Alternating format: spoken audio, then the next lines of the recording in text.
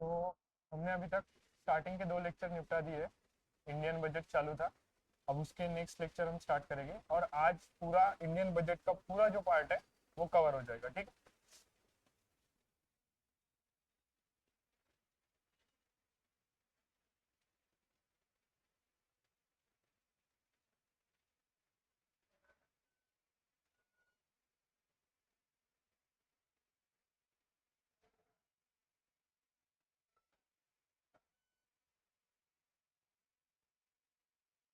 तो पहले physical parameters हम एक बार रिवाइज कर लेते, जो पिछले लेक्चर में हमने देखे थे कि कौन कौन से है वगैरह और क्या नंबर्स है वगैरह, क्योंकि ये नंबर्स हमें थोड़ा आगे के लेक्चर जब कंटिन्यू मतलब करूंगा उसमें काम आएगा। ठीक है।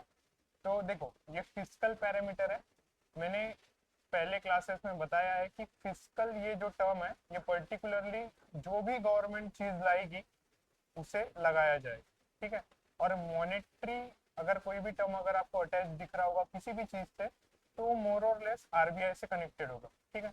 जैसे आशीर्वाद, ये टर्म किससे कनेक्टेड है हमारे इसमें, जैसे बोलते हैं ना आशीर्वाद लेना है करके वगैरह, तो बड़े लोगों से कनेक्टेड है ना, वही आशीर्वाद देंगे। या फिर हम बोलते कि रूरल रूरल कॉलेज के ग्राउंड पे झगड़े हो रहे थे, तो किसके हो सकते हैं, जैसे मोस्टली वहाँ पे जो कॉलेज के बच्चे रहते हैं उनके झगड़े हो गए। मतलब ऐसे टर्म्स एसोसिएटेड रहते हैं ना हर एक चीज से, वैसे ही जो फिजिकल ये टर्म आप यूज करोगे वो अटैच है गवर्नमेंट से। और जो मॉनेटरी टर्म मतलब आएगा तो वो आरबीआई से अटैच होगा। ठीक है। तो फिजिकल पैरामीटर्स क्या थे? पैरामीटर्स मतलब क्या होते हैं? मापदंड। ओके। पैरामीटर तुमको पता था क्या पहले था ऐसा? पता था ना? ओके। तो ठीक है, ये है फिजिकल पैरामीटर जो हमने पिछले लेक्चर्स में जो भी चीजें पढ़ी, रेवेन्यू डेफिसिट, रेवेन्यू, जो भी रेवेन्यू कैपिटल जो भी पढ़ा, ये उसका एक्चुअल फिगर है जो हमारे बजट में होता है। तो देखो 2024-25 में ये कितना था? 47.2 लाख करोड़ था टोटल हमारा एक्सपेंडिचर। मतलब इतना खर्चा एक पूरा साल में हम करने वाले थे। मैंने पिछले बार एग्जांपल दिया था कि मेरा बजट जो ट्रिप के लिए होगा वो 6,000 का होगा। वैसे ही जो इनका पूरे साल का बजट है वो लगभग 47.2 लाख करोड़ था। ओके। और जो 2025-26 मतलब अभी जो चल रहा है मार्च तक, उसका पूरा बजट वो 50.6 लाख करोड़ था। इतना खर्चा वो पूरा करने वाले थे देश चलाने के लिए। ठीक है। अब उसमें जो पर्टिकुलर आगे के कैटेगराइजेशन है वो ऐसे है कि रेवेन्यू एक्सपेंडिचर। रेवेन्यू एक्सपेंडिचर मैंने बताया था कि जो भी सैलरी, पेंशन या फिर जो भी इंटरेस्ट पे करने के लिए, जो लोन लिया है उसके इंटरेस्ट पे करने के लिए जो भी पैसा खर्चा किया जाएगा वो रेवेन्यू एक्सपेंडिचर में आएगा। और रेवेन्यू एक्सपेंडिचर के बारे में मैंने एक टर्म एसोसिएट किया था कि डे टू डे वाला खर्चा। तो वो 37.0 लाख करोड़ था पिछले साल। और अभी साल जो चल रहा है उसके हिसाब से 39.4 लाख करोड़ था। रफली ये फिगर याद रखो, क्योंकि जो आगे एफआरबीएम नाम का एक एक्ट आने वाला है उसमें ये फिगर्स यूज हो। तो कैपिटल एक्सपेंडिचर कितना था? 10.2 लाख करोड़। और ये साल कितना हो गया था? 11.2 लाख करोड़। मतलब थोड़ा गवर्नमेंट का ये फिगर से इतना ध्यान में आ रहा होगा ना कि कैपिटल एक्सपेंडिचर पिछले साल के मुकाबले बड़ा है। अब क्यों बढ़ता है कैपिटल एक्सपेंडिचर? कोई रीजंस बताओ मेरे को ऐसा। कैपिटल एक्सपेंडिचर अगर देश में बढ़ रहा होगा तो पर्टिकुलरली क्यों बढ़ रहा होगा? मतलब क्या करना चाहती होगी गवर्नमेंट, या क्या कर रही होगी जिसकी वजह से ज्यादा पैसे खर्चा हो रहे होंगे? सोचो। हाँ, घर बनने के लिए नहीं पर इंफ्रास्ट्रक्चर क्रिएट करने के लिए। ओके। और ये वाले ग्रुप में से कोई बताओ कि कैपिटल एक्सपेंडिचर क्यों खर्चा हो रहा होगा देश में हमारे? हाँ, नवीन स्कीम नहीं, स्कीम नहीं, कैसी स्कीम बोल रहे हैं आप वो बताओ। कैपिटल एक्सपेंडिचर है पहले, तो कैपिटल एक्सपेंडिचर मतलब क्या होता है मेरे को एक बार कोई बताओ। हाँ बता।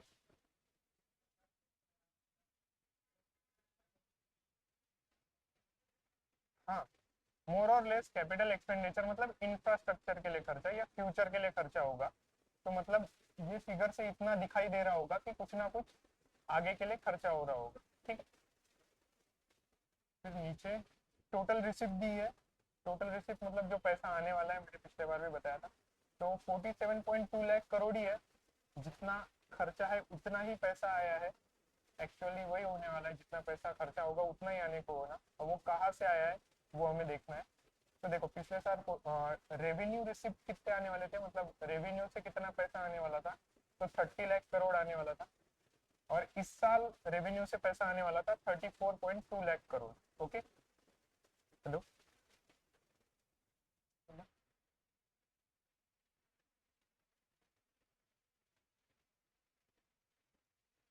हेलो। हेलो। आवाज आ रही है क्या? हेलो। हाँ। आ रही। तो देखो ये कितना था कि पिछले 34.2 लाख करोड़ रेवेन्यू से हम पैसा जुटाने वाले थे। और बाद में कैपिटल रिसिप्ट कितने थे? कैपिटल रिसिप्ट मैंने क्या बोला था कि ऐसा पैसा जो लोन के हिसाब से हमने लिया है। ओके।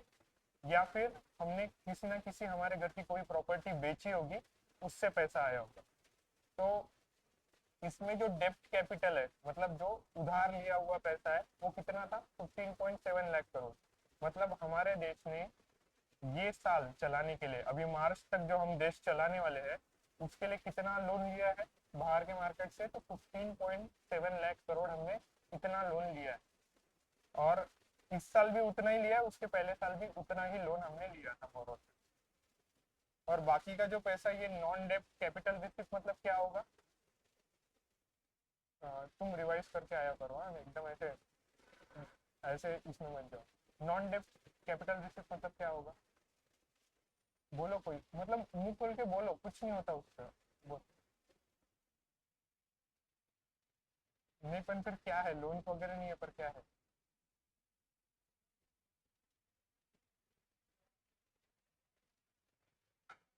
हाँ, एसेट बेच के मोर और लेस। ओके। हमारा जो भी पैसा है, मतलब पैसा कहाँ से आएगा अगर हमको पैसा चाहिए? तो एक तो हमको घर की प्रॉपर्टी बेचना पड़ेगी, या फिर दूसरा हमको लोन लेना पड़ेगा। तो ये वाले केस में जो ऊपर वाला अमाउंट है, वो हमने कुछ ना कुछ घर का सामान बेचा होगा, उसके वजह से आया है। ठीक है। तो अब ये है फिजिकल डेफिसिट। फिजिकल डेफिसिट मतलब क्या था? एक्चुअल में लोन अमाउंट था, बोरोइंग थी, इतना मैंने पहले ही बताया था। तो ये कितनी है? 15.7 लाख करोड़, जो पिछले इसमें देखा वो क्या था? पूरा टोटल लोन था हमारा पर्टिकुलरली। तो ये पिछले साल 4.8% थी, और ये साल कितनी हो गई है? 4.4% हो चुकी है, इतना याद रखना। और ये जो 4.8% दिखाई दे रहा है, वो किसका है? एक्चुअल में जो जीडीपी है हमारा, 324 लाख करोड़, उसका ये 4.8% है। ओके। ना कि हमारा जो टोटल एक्सपेंडिचर है, उसका वो पर्टिकुलरली परसेंटेज होगा। टोटल एक्सपेंडिचर कितना है अभी हमने ऊपर देखा? 47 था ना, उसका ये हो भी नहीं सकता 4.8%, है ना? इतना हमारा मैथ सबका ठीक ठाक है उतना।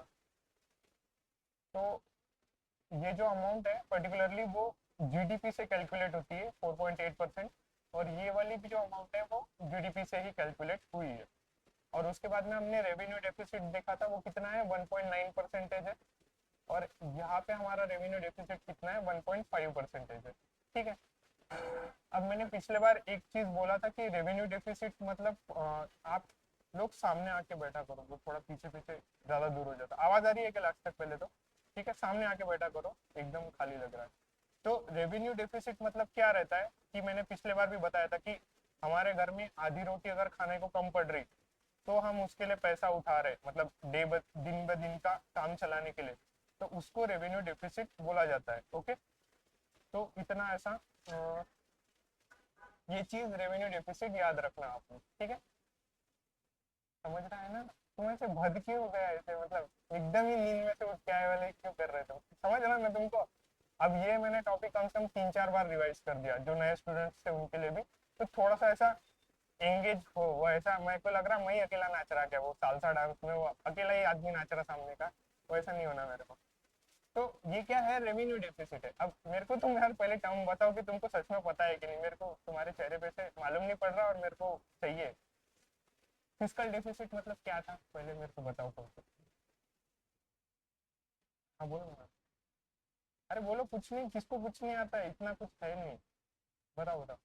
रेवेन्यू डेफिसिट, या रेवेन्यू डेफिसिट बताओ, रेवेन्यू डेफिसिट क्या था? बताओ कुछ। इतना कुछ है नहीं। हाँ हाँ बोलो ना।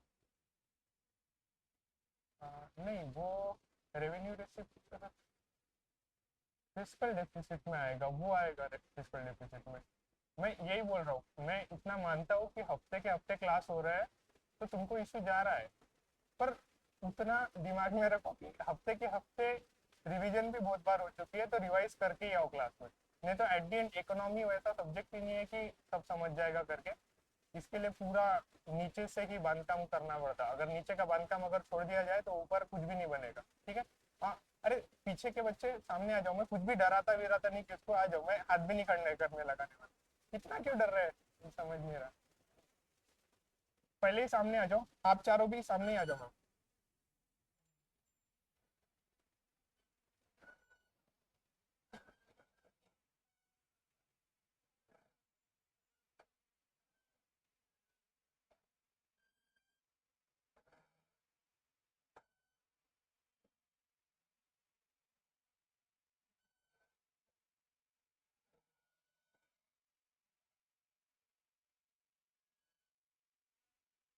तो अभी दिमाग के लेवल पे सब यहाँ पे प्रेजेंट रहो, एक सेकंड। ओके, पहले मेरे को बताओ रेवेन्यू रिसिप्ट मतलब क्या होता है। हम थोड़ा क्वेश्चंस खेलते पहले, मेरे को नहीं ध्यान में आ रहा क्योंकि तुमको कितना समझाएगा। हाथ खड़ा है, हड़े हाथ खड़े करके बताओ। हाँ, बोल दो। रोज का पैसा जा रहा, उसे क्या बोलते हैं? रेवेन्यू एक्सपेंडिचर बोलते हैं उसको। वापस से दिमाग यहाँ पे लाओ सबका। 2 सेकंड पॉज लो। एक 2 मिनट के लिए थोड़ा सा मोमेंटम बनाने के लिए एक नई चीज डिस्कस करते जो मैंने पढ़ी अभी रिसेंटली, पढ़ी या सुनी। तो हमारे दिमाग में है ना 5 टाइप्स के वेव्स रहते, 5 काइंड्स ऑफ वेव्स रहते हैं हमारे दिमाग में। एक रहता अल्फा, एक रहता बीटा, एक रहता गैमा, एक रहता थीटा, और एक रहता डेल्टा। जो अल्फा वेव्स रहते ना, वो कैसे रहते पता है क्या? कि जब हम आंखें बंद करते या फिर मेडिटेशन करते, ओके, तब वो वेव्स हमारे दिमाग में आते, ठीक है। बीटा वेव्स ऐसे रहते हैं, जब मैं तुम्हारे साथ कन्वर्सेशन कर रहा, वो बीटा वेव्स पे चल रहा, मतलब हमारे दिमाग में जो भी प्रोसेसिंग हो रही वो ये 5 वेव्स से ही हो रही मोस्टली। अल्फा रहता कि मैं जब मेडिटेशन करूंगा तब रहेगा। बीटा कब रहेगा? कि मैं तुमसे बात करूंगा तब रहेगा। गैमा कब रहेगा? कि मैं बहुत ज्यादा फ्लुएंटली हाई स्पीड मेरे दिमाग को चला रहा हूँ, उस टाइम पे गैमा रहता, ठीक है। थीटा कब रहता? तो सोने से पहले का जो टाइम रहता ना कुछ, उस टाइम पे ही थीटा एक्टिवेट होता, और जब तुम सो जाते तब डेल्टा एक्टिवेट रहता, ठीक है। तो एक स्टडी की गई कि कितने लोग प्रोक्रेस्टिनेशन करते करके। प्रोक्रेस्टिनेशन पता है क्या होता है पहले तो? प्रोक्रेस्टिनेशन मतलब जो काम हाथ में लिया है उसको कितना आगे ढकेलते करके। मतलब तुमने अगर सुबह 6 बजे का अलार्म लगाया तो तुम कितने बार उसको आगे आगे ढकलते, मोर और लेस। समझा ना प्रोक्रेस्टिनेशन मतलब? तो कितने लोग प्रोक्रेस्टिनेशन करते होंगे तुम्हारे हिसाब से, सोच के देखो, हाथ खड़े करके। तूने पढ़ा वो डाटा, पॉडकास्ट सुना तूने? हाँ। कितने परसेंटेज लोग करते हैं? 95% लोग अपना जो प्रोक्रेस्टिनेशन है वो करते हैं। और वो इसलिए रहता मोस्टली कि एंजाइटी वगैरह के मतलब वगैरह जो रहता है ना, एंजाइटी वगैरह का, उस वजह से मेनली होता है वो, ठीक है। तो कभी कभार क्या होता है, चीजें हमको समझ नहीं हो रही होती है क्या चल रहा है क्या नहीं हो रहा है, जैसे अभी हो रहा है। वो एक्चुअल में इसलिए रहता क्योंकि माइंड उतना शांत नहीं रहता, कुछ ना कुछ दूसरी चीज चालू रहती है और फिर वो उसमें चले जाता। तो मेरा ये बोलना है कि 2 मिनट ऐसे शांत करो, आंखें बंद कर लो 2 मिनट अगर किसको करना होगी तो, शांत हो। अब मैं क्वेश्चंस पूछूंगा, जिनका फर्स्ट क्लास है उनको डरने की जरूरत नहीं, मैं उनको नहीं पूछने वाला, पर शांति से, क्योंकि हमने 2-4 बार कंसेप्ट रिवाइज किए और तुम्हारे चेहरे मेरे को फर्स्ट लेक्चर जैसे ही दिख रहे। तो एक बार रिवाइज करते। रेवेन्यू रिसिप्ट क्या होता, हाथ खड़े करके बताओगे? हाँ, हाँ, डे टू डे इनकम आती है, कहाँ से आती है? सोचो सोचो। हाँ, टैक्स से, या फिर नॉन टैक्स से आएगा, ओके, या फिर किसी को हमने लोन दिया होगा तो उसके पैसे आएंगे, ठीक है। रेवेन्यू एक्सपेंडिचर मतलब क्या होता है? डे टू डे एक्सपेंडिचर, मोर और लेस। और वो एक्सपेंडिचर डे टू डे, एक मैंने कॉमन टर्म बताई है रेवेन्यू की। डे टू डे एकदम ऐसे टेक्निकल टर्म नहीं है उसे यूज करने की, उसे ऐसा यूज करना कि जो पैसे हम सैलरी, पेंशन, इंटरेस्ट पेमेंट, इन चीजों पे खर्चा कर रहे हैं, वो रेवेन्यू एक्सपेंडिचर में आएगा। कैपिटल रिसिप्ट मतलब क्या होता है? हाथ खड़े करके बताओ।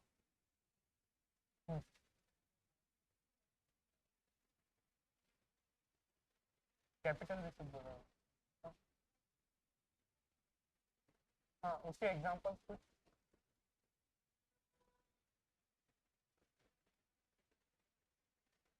हाँ, बता ना। हाँ हाँ हाँ। हाँ, इनकम आती है। और कैपिटल एक्सपेंडिचर मतलब?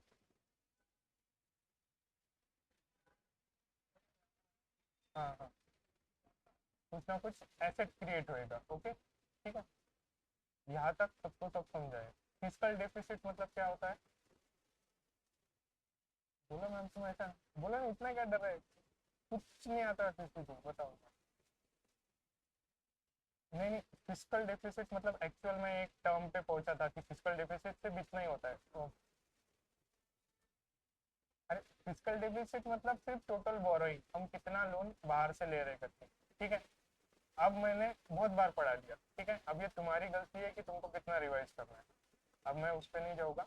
और आप लोगों का फर्स्ट लेक्चर है, तो यूट्यूब पे वो दोनों लेक्चर अपलोडेड है, वो रिवाइज कर लेना, आपको ये पूरा समझ जाएगा। ये वाला भी मैं अपलोड कर दूंगा। तो अगर तुमको वो दो पढ़ने के बाद में ऐसा लगा कि कुछ मुझे समझा नहीं था, तो समझ जाएगा। और मेरे नोट्स हिंदी प्लस इंग्लिश में होते हैं, तो समझ जाएगी मोर ऑफ इट। ठीक है। तो अभी मैं टर्म्स पे जा रहा। अब वो तुम्हारी गलती है कि तुम रिवाइज करके नहीं आए। ठीक है। तो इसमें मैंने क्या बोला है, फिजिकल डेफिसिट कितना है?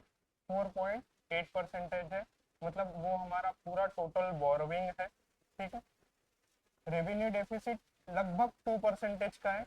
मैंने रेवेन्यू डेफिसिट के बारे में ऐसा बोला था कि जैसे रेवेन्यू रिसिप्ट डे ब दिन चलाने के पैसे चाहिए। तो अगर हमारे घर में एक रोटी कम पड़ रही होगी और उसके लिए अगर हम कहाँ से पैसे उठा रहे होंगे, तो उसे रेवेन्यू डेफिसिट बोला जाता है। मतलब हम हमारे डे बस मतलब जो दिन का खर्चा है वो भी चला नहीं पाते, उस टाइम पे हम रेवेन्यू डेफिसिट क्रिएट करके पैसे लेते हैं बाहर से। तो अब तीसरा टर्म था effective revenue deficit. Effective revenue deficit मतलब ऐसा पैसा जो हमने, मतलब कुछ ऐसा पैसा था या फंडिंग थी जो हमने स्टेट्स को दिया था, और स्टेट्स ने वो पैसा उनके रेवेन्यू खर्चे में या फिर दिन ब दिन की चीजें चलाने में यूज नहीं किया। उन्होंने उससे कैपिटल क्रिएट किया, कुछ ना कुछ इंफ्रास्ट्रक्चर क्रिएट किया। और उस वजह से जो पहले हमने उसे रेवेन्यू डिफिसिट माना था वो पैसा देते टाइम पे, अब वो इफेक्टिव रेवेन्यू डिफिसिट है, क्योंकि जो पैसा कैपिटल में यूज हो जाएगा उस टाइम पे फिर वो थोड़ा पैसा कम हो जाएगा। जैसे हमने अगर एमजी नरेगा नाम सुना था तुमने, अभी जिसका नाम पूज्य बापू समथिंग हो चुका है, तो उसमें क्या होता है कि हम लोगों को उनका जो सैलरी है वो देते। मतलब 100 दिन का जो काम है वो गांव लेवल पे लोगों को उसके पैसे मिलते। एमजी नरेगा पता है तुमको सबको? एमजी नरेगा एक स्कीम है, उसके तहत जो गांव के लोग हैं उनको काम मिलता है और उसके पैसे मिलते हैं। साल में 100 दिन का वो पहले रहता था। ठीक है। तो अब इसमें क्या हो रहा कि उनकी सैलरी दी जा रही, तो ये रेवेन्यू का पार्ट होना चाहिए था, रेवेन्यू डेफिसिट का। पर क्या हो रहा, जब उनकी सैलरी दे रहे तब पता चल रहा कि जो हमने उससे काम करा है उन लोगों से, उससे कुछ ना कुछ इंफ्रास्ट्रक्चर क्रिएट हो रहा। मतलब समझ रहा है ना तुमको, उससे कुछ ना कुछ कैपिटल क्रिएट हो रहा। तो उस वजह से वो पैसा जो उनको दिया गया था रेवेन्यू के नाम पे, वो अब कैपिटल हो चुका है, क्योंकि कैपिटल क्रिएट हो गया होगा। ठीक है। इसलिए फिर उसे इफेक्टिव रेवेन्यू डेफिसिट बोला जाता। प्राइमरी डेफिसिट मतलब कि जो पैसा गवर्नमेंट ने दिया था लोगों को खर्चा करने के लिए, ठीक है, मतलब ये एक्चुअल डिफिसिट ही था। ओके। पर मतलब ये फिजिकल डेफिसिट का सेकेंड रूप है। फिजिकल डेफिसिट में क्या था, टोटल बोरोइंग थी, हमने जो पैसे बाहर से लिए। पर प्राइमरी डेफिसिट मतलब क्या रहता पता है क्या? जो पैसा हमने इंटरेस्ट के नाम पे दिया है, जो पिछले गवर्नमेंट्स ने लिया था पैसा, तो ऐसे पैसे को हम क्या बोलते हैं, वो पैसा माइनस करने की वजह से उसे प्राइमरी डेफिसिट बोला जाता है। ठीक है। अभी नॉमिनल जीडीपी है और ये 324 लाख करोड़ था वगैरह वगैरह, ये फिगर्स आपने एक बार चेक कर लेना, याद आ जाएगा। मेरे को पता है कुछ लोगों को ये चीज़ें समझी नहीं होगी, पर वो रिवाइज करो, उसके सिवा कोई चॉइस नहीं है। ठीक है। हम हमारा एक्चुअल में जो चालू करने वाले थे वो था ये FRBM एक्ट। ठीक है, तो क्या हो गया था, ये FRBM एक्ट पहले तो क्यों आया हम उसके बारे में स्टडी करेंगे। ठीक है, और उसमें हम पर्टिकुलरली स्टडी करेंगे एक घर के लिए, मतलब एक इमेजिन करो एक घर है। ओके, यहाँ पे किसको बिच्छू टेकड़ी पता है क्या? हाँ, कोई रहता क्या वहाँ पे? हाँ, क्या है क्या, कहाँ पे रहता तू? कहाँ पे? अच्छा, हाँ नहीं, दूर है सब।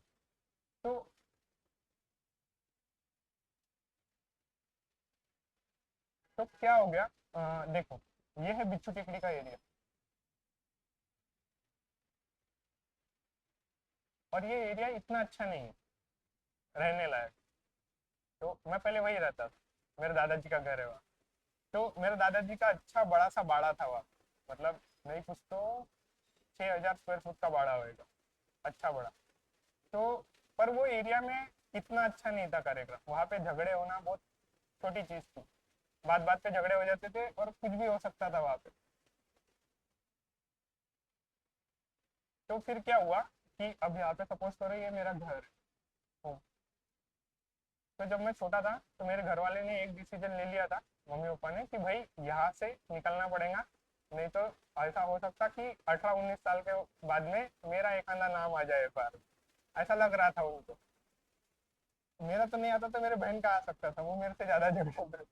तो ये घर था। ओके, तो फिर एक पॉइंट के बाद जब 7-8 साल का हुआ मैं, तो घर वालों ने यहाँ से हम अर्जुन नगर रहने चले गए। ठीक है, अब इस बीच में मैं क्या बताना चाहता हूँ, ये टर्म FRBM एक्ट से क्यों रिलेटेड है, पहले तो ये सोचते। अब ये टर्म क्यों बताई मैंने, क्योंकि अभी तुम्हारे दिमाग में मेरे को ऐसा लग रहा कुछ तो घुस रहा करके, पहले तो कुछ भी नहीं लग रहा। तो अब ये यहाँ से क्या हुआ, मेरे पापा को जितना पेमेंट मिलता था उसके ऊपर एक ही चॉइस था कि भाई अगर मेरे पापा ने ऐसा किए होते कि रोज भाई पैसा तो आ ही रहा है, तो रोज खर्चा करो, कुछ ना कुछ पिक्चर जाना है या फिर और भी सब चीजों पे खर्चा किया होता, तो भाई रोज चॉकलेट लेके आएंगे ऋषभ के लिए, और फिर और मूवी, या फिर और भी ज्यादा कोई ना कोई कंजम्पशन गुड पे अगर पैसा खर्चा किया होता। ठीक है, तो ये जो भी कंजम्पशन गुड, मतलब दिन ब दिन का काम चल रहा था खर्चा करने का, वो किस में आता था, रेवेन्यू में आता था। इतना तो तुमको समझ ही रहा, ये दिन ब दिन का खर्चा है। ठीक है, और ये यहाँ पे मेरे पापा ने जो इंफ्रास्ट्रक्चर क्रिएट किया हमारे रहने के लिए, वो क्या था, कैपिटल खर्चा था, क्योंकि इससे कुछ ना कुछ क्रिएट हुआ होगा। अब इसी आधार पे रेवेन्यू डेफिसिट मतलब क्या हो रहा था कि जब मेरे पापा ये खर्चा पूरा करने के लिए लोन ले रहे थे या फिर कुछ ऐसा कर रहे थे जिससे लोन बन रहा था, तो उसे क्या बोला जाएगा, दिन ब दिन का रेवेन्यू डेफिसिट। और जब जिस एसेट को क्रिएट करने के लिए अर्जुन नगर में घर बनाने के लिए जब खर्चा कर रहे थे, अगर इसमें पैसा कम पड़ता था, वो क्या बोला जाता था, रेवेन्यू डेफिसिट, कैपिटल डेफिसिट बोला जाता था। यहाँ तक सबको सब समझा? जो नए हैं उनको भी मेरे ख्याल से समझा होगा ठीक ठाक से। तो ये क्या था, रेवेन्यू खर्चा था, क्योंकि दिन ब दिन का कोई खर्चा था और उसे ना पूरे करते हुए अगर कुछ हो जाता था, अगर उससे चलाने के लिए भी मेरे पापा किसी से पैसे लेते थे तो उसे रेवेन्यू डेफिसिट बोलते थे। और अगर ये घर बनाते टाइम पे कुछ पैसा कम पड़ रहा था तो कैपिटल डेफिसिट बोलते थे। एक जस्ट फॉर इंफॉर्मेशन, जहाँ पे मैं अभी रह रहा हूँ, वहाँ पे के जमीन के दाम आज से 20 साल पहले 100 रुपए स्क्वायर फुट था, और आज वही के दाम लगभग 3,500 स्क्वायर फुट। तो ये कैपिटल खर्चा है जिसने आगे जाके फायदा दिया होगा ऑब्वियसली। अगर कोई कैपिटल खर्चा आगे जाके फायदा देने वाला है, उसके लिए हम लोन ले रहे हैं, तो फायदे का सौदा है। पर वही मेरे पापा अगर यहाँ के लिए लोन लेते थे कि भाई इसको छोटी गाड़ी लेके दो, मेरे बचपन में बड़े बड़े सपने थे कि मेरे को भाई वो छोटी वाली गाड़ी होना थी चलाने के लिए, और वो बहुत महंगी थी, मेरे को पता नहीं था। मेरे को 7वीं में आके साइकिल दी उन्होंने लेके, उसके पहले दी भी नहीं। तो मतलब मोर और लेस जो रेवेन्यू खर्चा था वो मेरे घर वालों ने उतना नहीं किया उस टाइम पे, पढ़ाई वगैरह पे खर्चा किया होगा। तो यहाँ पे क्या दिख रहा है, ये रेवेन्यू डेफिसिट है, ये कैपिटल डेफिसिट है, और कैपिटल डेफिसिट हमारे देश के लिए अच्छा रहता। तो वो खिड़की बंद कर देना बराबर आपके वाली, उसके पीछे वाली भी बंद कर दो। मैम आप ये वाली बंद कर दो फिर। हाँ, अगर किसी को सांस लेने में दिक्कत हुई तो बता देना, ठीक है? मेरे को आवाज बहुत आ रहा है बाहर से, तो मेरे को कॉन्सेंट्रेशन, थोड़ी लगे तो खुली रखना। तो समझा अभी तक क्या बोल रहा हूँ क्या नहीं बोल रहा हूँ चीजें, ठीक है? तो अभी ये हो गया रेवेन्यू डेफिसिट, ओके, और ये हो गया कैपिटल डेफिसिट, ठीक है? अब शांत वापस इधर आओ, खिड़की बंद हो चुकी है, ठीक है? तो ये रेवेन्यू डेफिसिट हो गया और ये कैपिटल डेफिसिट हो गया, ठीक है? अब इसी बीच में मेरा एक दोस्त है, भी, एक है मेरा दोस्त। तो अब उसके घर पे, मतलब ये मैंने पहले भी एग्जांपल दिया है पर अभी थोड़ा सा अच्छे से बताऊंगा। वो केवल कॉलोनी में रहता था, इधर एक केवल कॉलोनी है। तो हमारे घर पे ऐसा चल रहा था कि भाई खर्चे के लिए चीजें बराबर चल नहीं रहे थे एक पॉइंट से, मतलब हमारा रेवेन्यू खर्चा लगभग बंद हो गया था, बहुत कम, क्योंकि इसमें अच्छा खासा लोन लग गया था ये घर लेने वगैरह पे, और पहले पुलिस वालों की ज्यादा पेमेंट वगैरह भी नहीं थी। तो अब ये मेरा दोस्त था, उसके पापा भी पुलिस में ही थे, पर उसके पापा ड्राइवर थे। ड्राइवर मतलब उनको गाड़ी मिलती थी घर तक आने के लिए, मतलब वो गाड़ी वगैरह चलाते थे। तो इसके घर पे हमारे को वो टाइम पे एसी दिख रहा था, इसके घर पे फोर व्हीलर दिख रही थी, और इसके घर पे हमारे को वो सब चीजें दिख रही थी, कंप्यूटर से लेके सब चीज की, ऐसा लग रहा था कि इसके पापा कुछ तो और भी कर रहे हैं भाई जिंदगी। और फिर हमको लगता था इसके घर पे खेती है उससे पैसा आ रहा होगा। पर फिर, और हमारा ये भी था प्लान कि मेरा मेरा और मेरे दोस्त का ऐसा भी प्लान था कि इसके पापा वो जो गाड़ी आ रही घर पे उसका डीजल निकाल रहे और बेच रहे प्रॉपरली, और उसका पैसा इसके घर पे आ रहा, ऐसा हमारा साधारण मत मत था, जो हम आज भी रखते हैं। तो पर वैसा नहीं था, इसके घर पे ये सब चीजें जो आ रही थी ना एकदम ऐसा प्रॉपर वे में, जब हमारा मतलब क्या बोल सकते हैं, एक फ्लोर का घर बन रहा था, इसका डबल मंजिली बन रहा है।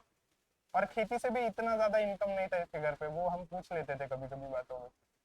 तो फिर हमको ऐसा लगने लग गया कि भाई इसकी इतनी सारी चीजें क्यों अच्छे से चल रही है। फिर हमने हमको बाद में मालूम पड़ा कि इसके पापा ईएमआई चुका रहे भाई हर महीने,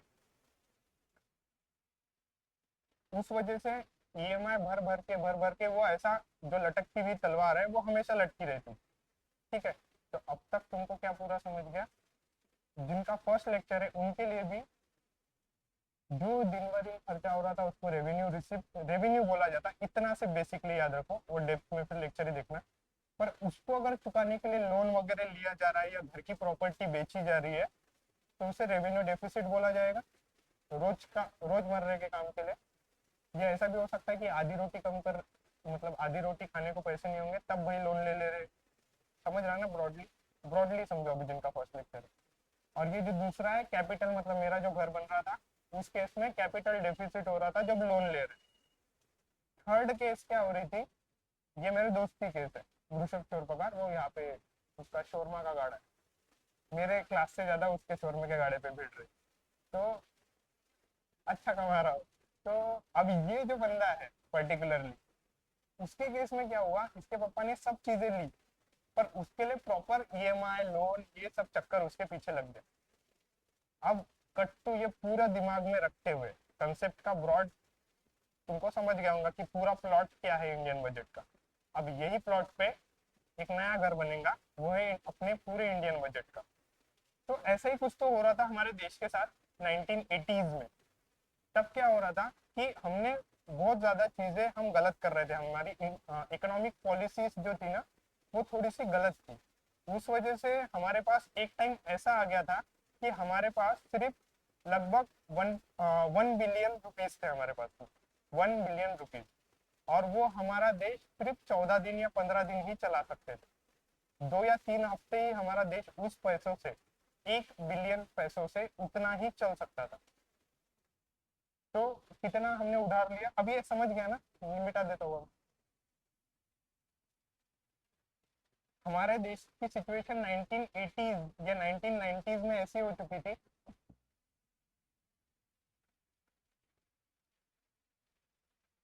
अब ये आई क्या है, इंडियन इकोनॉमी, ठीक है? तो 1980s और 1990s में ऐसा हो चुका था कि हमारे पास कितने पैसे थे, सिर्फ 1 बिलियन थे। और उससे हमारा देश कितना दिन चल सकता था, लगभग 2 से 3 हफ्ते।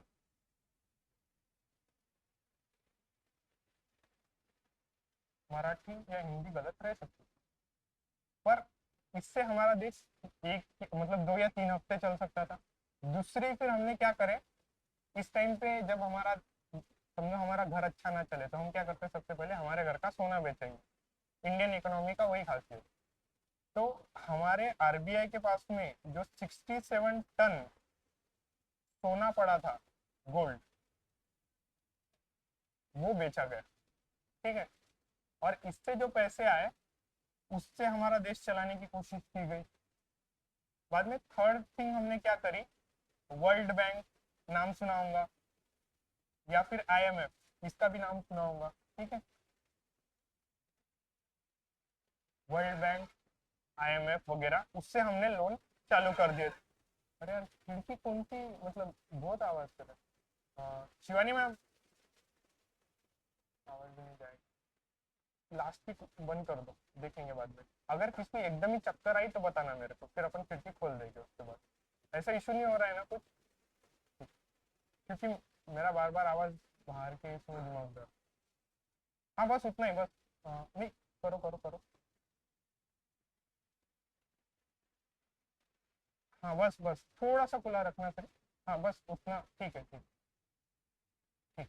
तो अभी देखो मैंने क्या बोला कि पहली चीज क्या की गई कि 1 बिलियन था, वो 2 या 3 हफ्ते चलने वाला था। दूसरी चीज क्या करी गई, बोलो। गोल्ड बेचा गया। तीसरी चीज क्या करी, वर्ल्ड बैंक से 1 बिलियन लगभग उधार में लिए गए। पर एक पॉइंट के बाद ऐसा दिखाई दे चुका था कि हमारा देश इन पैसों से चलने वाला नहीं। ठीक है, एकदम सिचुएशन खराब आ चुकी थी। और फिर वही जो क्रिटिक्स थे बाहर के, उनका ऐसे ही था कि अरे हमने पहले ही बोला था तुम देश नहीं चला सकते वगैरह वगैरह, ये सब कहानियां चलनी चालू हो गई थी एक पॉइंट के बाद। तो फिर इस टाइम पे क्या किया गया, ये हमारी 1991 से पहले की फिस्कल डेफिसिट की situation. Fiscal deficit first lecture वालों के लिए लोन है एक्चुअली। तो ये लोन कितना था, हम कितना लोन ले रहे थे बाहर से, तो लगभग 7.5 से 8.5%।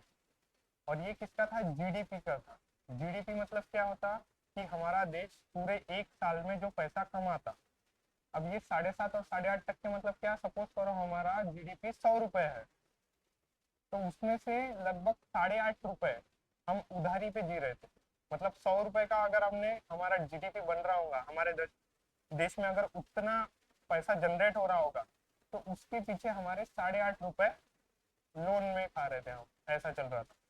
रेवेन्यू डेफिसिट कितना था, उसका लगभग आधा, 4%। मतलब रेवेन्यू जब भी दिमाग में आया तो ये समझ लेना कि हम हमारे घर की आधी रोटी भी मांग के खा रहे हैं।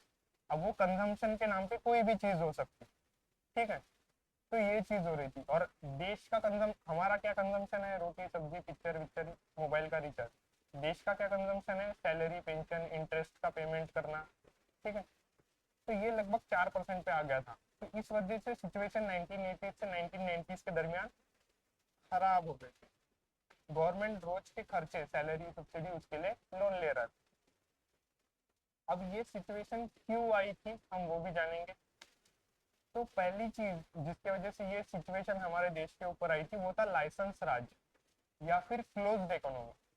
अब ये लाइसेंस राज या क्लोज्ड इकोनॉमी मतलब क्या होता है वो समझते हैं। मतलब सपोज करो कल को अगर तुम में से किसी को ऐसा लगा कि मैं कोचिंग इंस्टीट्यूट चालू करूँ, या कुछ भी ब्यूटी पार्लर से लेके टेलर की मशीन तक, तो ऐसी सिचुएशन थी कि तुमको लाइसेंस लेना पड़ता था गवर्नमेंट से। और गवर्नमेंट से लाइसेंस लेना बोले तो तुमको करप्ट कोई ना किसी को पैसे खिलाने पड़ेंगे, या फिर एक लंबी प्रोसेस चलेंगी जिसके तहत तुम्हारे को तुम्हारा लाइसेंस मिलने में अच्छा खासा टाइम लग जाएगा। फॉर एग्जाम्पल मेरे घर का मीटर खराब हो गया था, उसका रीडिंग फास्ट रीडिंग में बदल चुका था। और फास्ट रीडिंग इतना खतरनाक हो गया था कि वो लगभग 2 या ढाई महीने में मेरा जो रीडिंग था वो 23,000 यूनिट था समथिंग। और 2 या 3 महीने में वो चला गया 62,000 रीडिंग। मतलब मैंने जब 2007-8 में हमारे घर पे मीटर बिठाया गया, तब से लेकर 2025 तक हमारी रीडिंग सिर्फ 23,000 आई। और अभी वो फास्ट रीडिंग होने की वजह से डायरेक्ट 40,000 यूनिट से बढ़कर 2-3 महीने में ही चला गया था। मेरे को वो मीटर चालू करने के लिए या नया मीटर डिजिटल मीटर मेरे घर पे लाने के लिए लगभग 3 साढ़े 3 महीने का टाइम लग गया।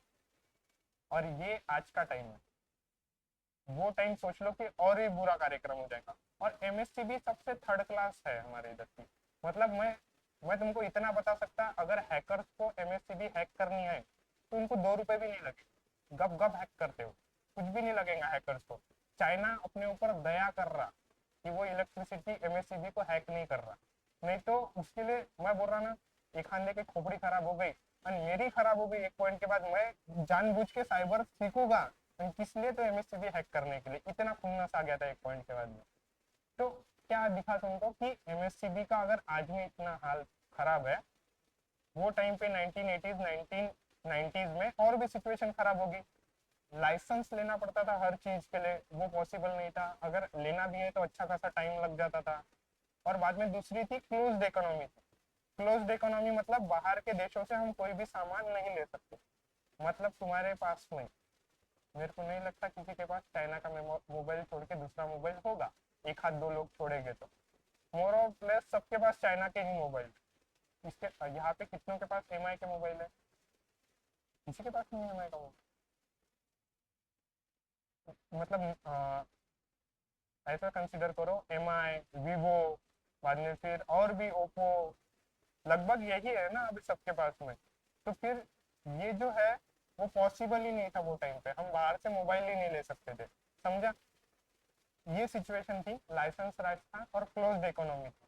अब सपोज करो ऐसा अगर सिचुएशन रहेगा तो हमारे देश में ही प्रोडक्शन हमको करना पड़ेगा।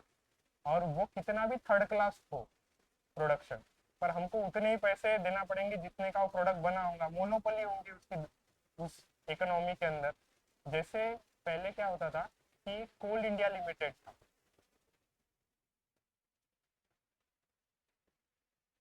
क्या था? कोल इंडिया लिमिटेड। ठीक है। और ये सबसे ज्यादा प्रॉफिट मेकिंग कंपनी थी हमारे इंडिया। सबसे ज्यादा जो प्रॉफिट कमा सकते उससे भी ज्यादा ये प्रॉफिट कमा के देती थी। फिर तुमको क्या लगेगा, अगर ये प्रॉफिट कमा रही है तो ये बहुत अच्छी कंपनी होगी ना, प्रॉफिट कमा रही है, सबसे ज्यादा कमा रही है। पर ऐसा नहीं था। हमारे पूरे इंडिया में सिर्फ कोल इंडिया लिमिटेड को ही परमिशन थी पहले कि वो कोल निकाल सके धरती से। ठीक है। तो ये क्या करते थे मालूम है क्या? ये अपना कॉस्ट लगाते थे कि भाई मेरे को इसको निकालने के लिए 20 रुपए लगे, मोर और लेस सपोज करो। ये अकेले ही प्रोडक्शन करने वाले, तो ये क्या करते थे, इनका प्रॉफिट ज्वाइन करते थे इसमें से 40 रुपए का, और आखिरी में मार्केट में 60 रुपए में बेच देते थे। अब इनको कोई कंपटीशन नहीं था, इनके ऊपर गवर्नमेंट का हाथ था। और ये क्या कर रहे थे, जितना भी महंगा बिकेगा बिकने दो, अपने को लेन देन नहीं है। कोयला निकालते थे और फिर वो कोयला मार्केट में लाके बेचते थे, और उसके ऊपर सीधा सीधा जितना प्रॉफिट चाहिए उसका लगा के बेच देते थे। अब इन्हीं के पास मोनोपोली थी ना पूरे इंडियन इकोनॉमी के अंदर। तो ये ऑब्वियस है कि ये प्रॉफिट मेकिंग ही रहेगी, क्योंकि ये लोगों से पैसा कमा रही। सबको सब समझ रहा है ना यहाँ तक? ऐसा हाउ बोलो तुम, ऐसा हाउ। तो 60 रुपए कमा रही तो ये सबसे ज्यादा प्रॉफिट मेकिंग थी, पर इसकी पूरी मोनोपोली थी। वही अगर किसी और दूसरे लोगों को अगर ये काम करने के लिए दिया जाता तो ऑब्वियस है वो टेक्नोलॉजी का इस्तेमाल करते और यही प्रोडक्ट 10 रुपए में बनाते, और वो प्रॉफिट लगाते 5 रुपए का, क्योंकि उनको मार्केट में टिकना है। तो यही जो प्रोडक्ट 60 रुपए का मिल रहा है वो कितने रुपए का मिलता? 15 रुपए का। ये सस्ता हो जाता। अब कोयला कहाँ यूज नहीं हो रहा। हमारे इधर जो पावर जनरेट हो रही, लगभग 45 to 50% कोयले से ही जनरेट हो रही। मतलब कोयला वहां लग रहा, स्टील प्रोडक्शन के अंदर कोयला लगता, और जो भी मेटल्स बन रहे हैं इस हमारे इंडिया में उसमें कोयला लगता, उसको पिघला के या फिर कुछ ना कुछ प्रोसेसिंग में लगता। मतलब कोयला इतना बेनिफिशियल था हमारे इकोनॉमी। समझा? इसलिए पहले मैंने क्या बोला, लाइसेंस राज। लाइसेंस मिल नहीं रहे थे, और फिर दूसरा क्लोज्ड इकोनॉमी होने की वजह से आखिरी में हमारे इंडिया में ही प्रोडक्शन हो रहा था, पर कंपटीशन कम होने की वजह से वही प्रोडक्ट जो सस्ते में मिलना चाहिए वो महंगे में बिक रहा था, और उस वजह से ये इश्यू था। पैसा ज्यादा लग रहा था इस चीज के लिए। दूसरा क्या था कि पॉपुलिस्ट सब्सिडी सिस्टम। मतलब एक टर्म है कि माए बाप गवर्नमेंट, मतलब जो देंगी गवर्नमेंट देगी, एकदम ऐसा जो तेरे को खाने के लिए पैसे चाहिए क्या, ले, चॉकलेट खाने के लिए पैसे, मतलब हर चीज के लिए गवर्नमेंट अवेलेबल थी। अब वो फूड सब्सिडी बोलो, फर्टिलाइजर सब्सिडी बोलो, ऑयल सब्सिडी बोलो, अभी भी है पर अभी कम है, ठीक है। उस टाइम पे थोड़ा ज्यादा खर्चा हो रहा था इन चीजों के पीछे। जैसे अभी बीच में इलेक्शन थे, उस टाइम पे जिसको जिसको खाना खाना था वो होटल में जा सकता था, सिर्फ ऐसा था कि भाई मेरे को वोट देना उस दिन, ठीक है। ऐसी चीज चल रही थी, एक दो बार मैंने भी इसका लाभार्थी हूँ मैं। तो मोरलेस मैं क्या बोलना चाहता कि ये पॉपुलिस्ट सब्सिडी थी, ये हरदम चला रहे थे वो पूरा, ऐसा मतलब वही इसमें पूरे 10-12 साल मतलब 1990s तक ये चीज चल रही थी। जबकि जो ये वाली स्कीम मैंने तुमको बताया अभी नगर पालिका के इलेक्शन में, वो कब थी अवेलेबल, इलेक्शन के पहले अवेलेबल थी 2-4 दिन, ठीक है। तो ये पूरा सालों साल ये चीज चल रही थी, समझा, ये रहता पॉपुलिस्ट पॉलिसी। तीसरी चीज क्या थी, loss making public sector undertaking. Public sector, ये पीएसयू क्या रहता, public sector undertaking. Public sector undertaking मतलब क्या, कि ऐसी कंपनियां जिसमें गवर्नमेंट की इन्वेस्टमेंट है या गवर्नमेंट उसको चला रही, जैसे अभी आरआरबी में गवर्नमेंट की कितनी इन्वेस्टमेंट है, सेंट्रल की 50%, सेंट्रल गवर्नमेंट का 50% रोल है रीजनल रूरल बैंक में, 35% वहाँ के स्टेट गवर्नमेंट का रोल है, और 15% कोई जो बैंक होगी वो उसको चला रही हो, समझा सबको। तो ऐसे ही बहुत सारे गवर्नमेंट की कंपनियां थे, ठीक है।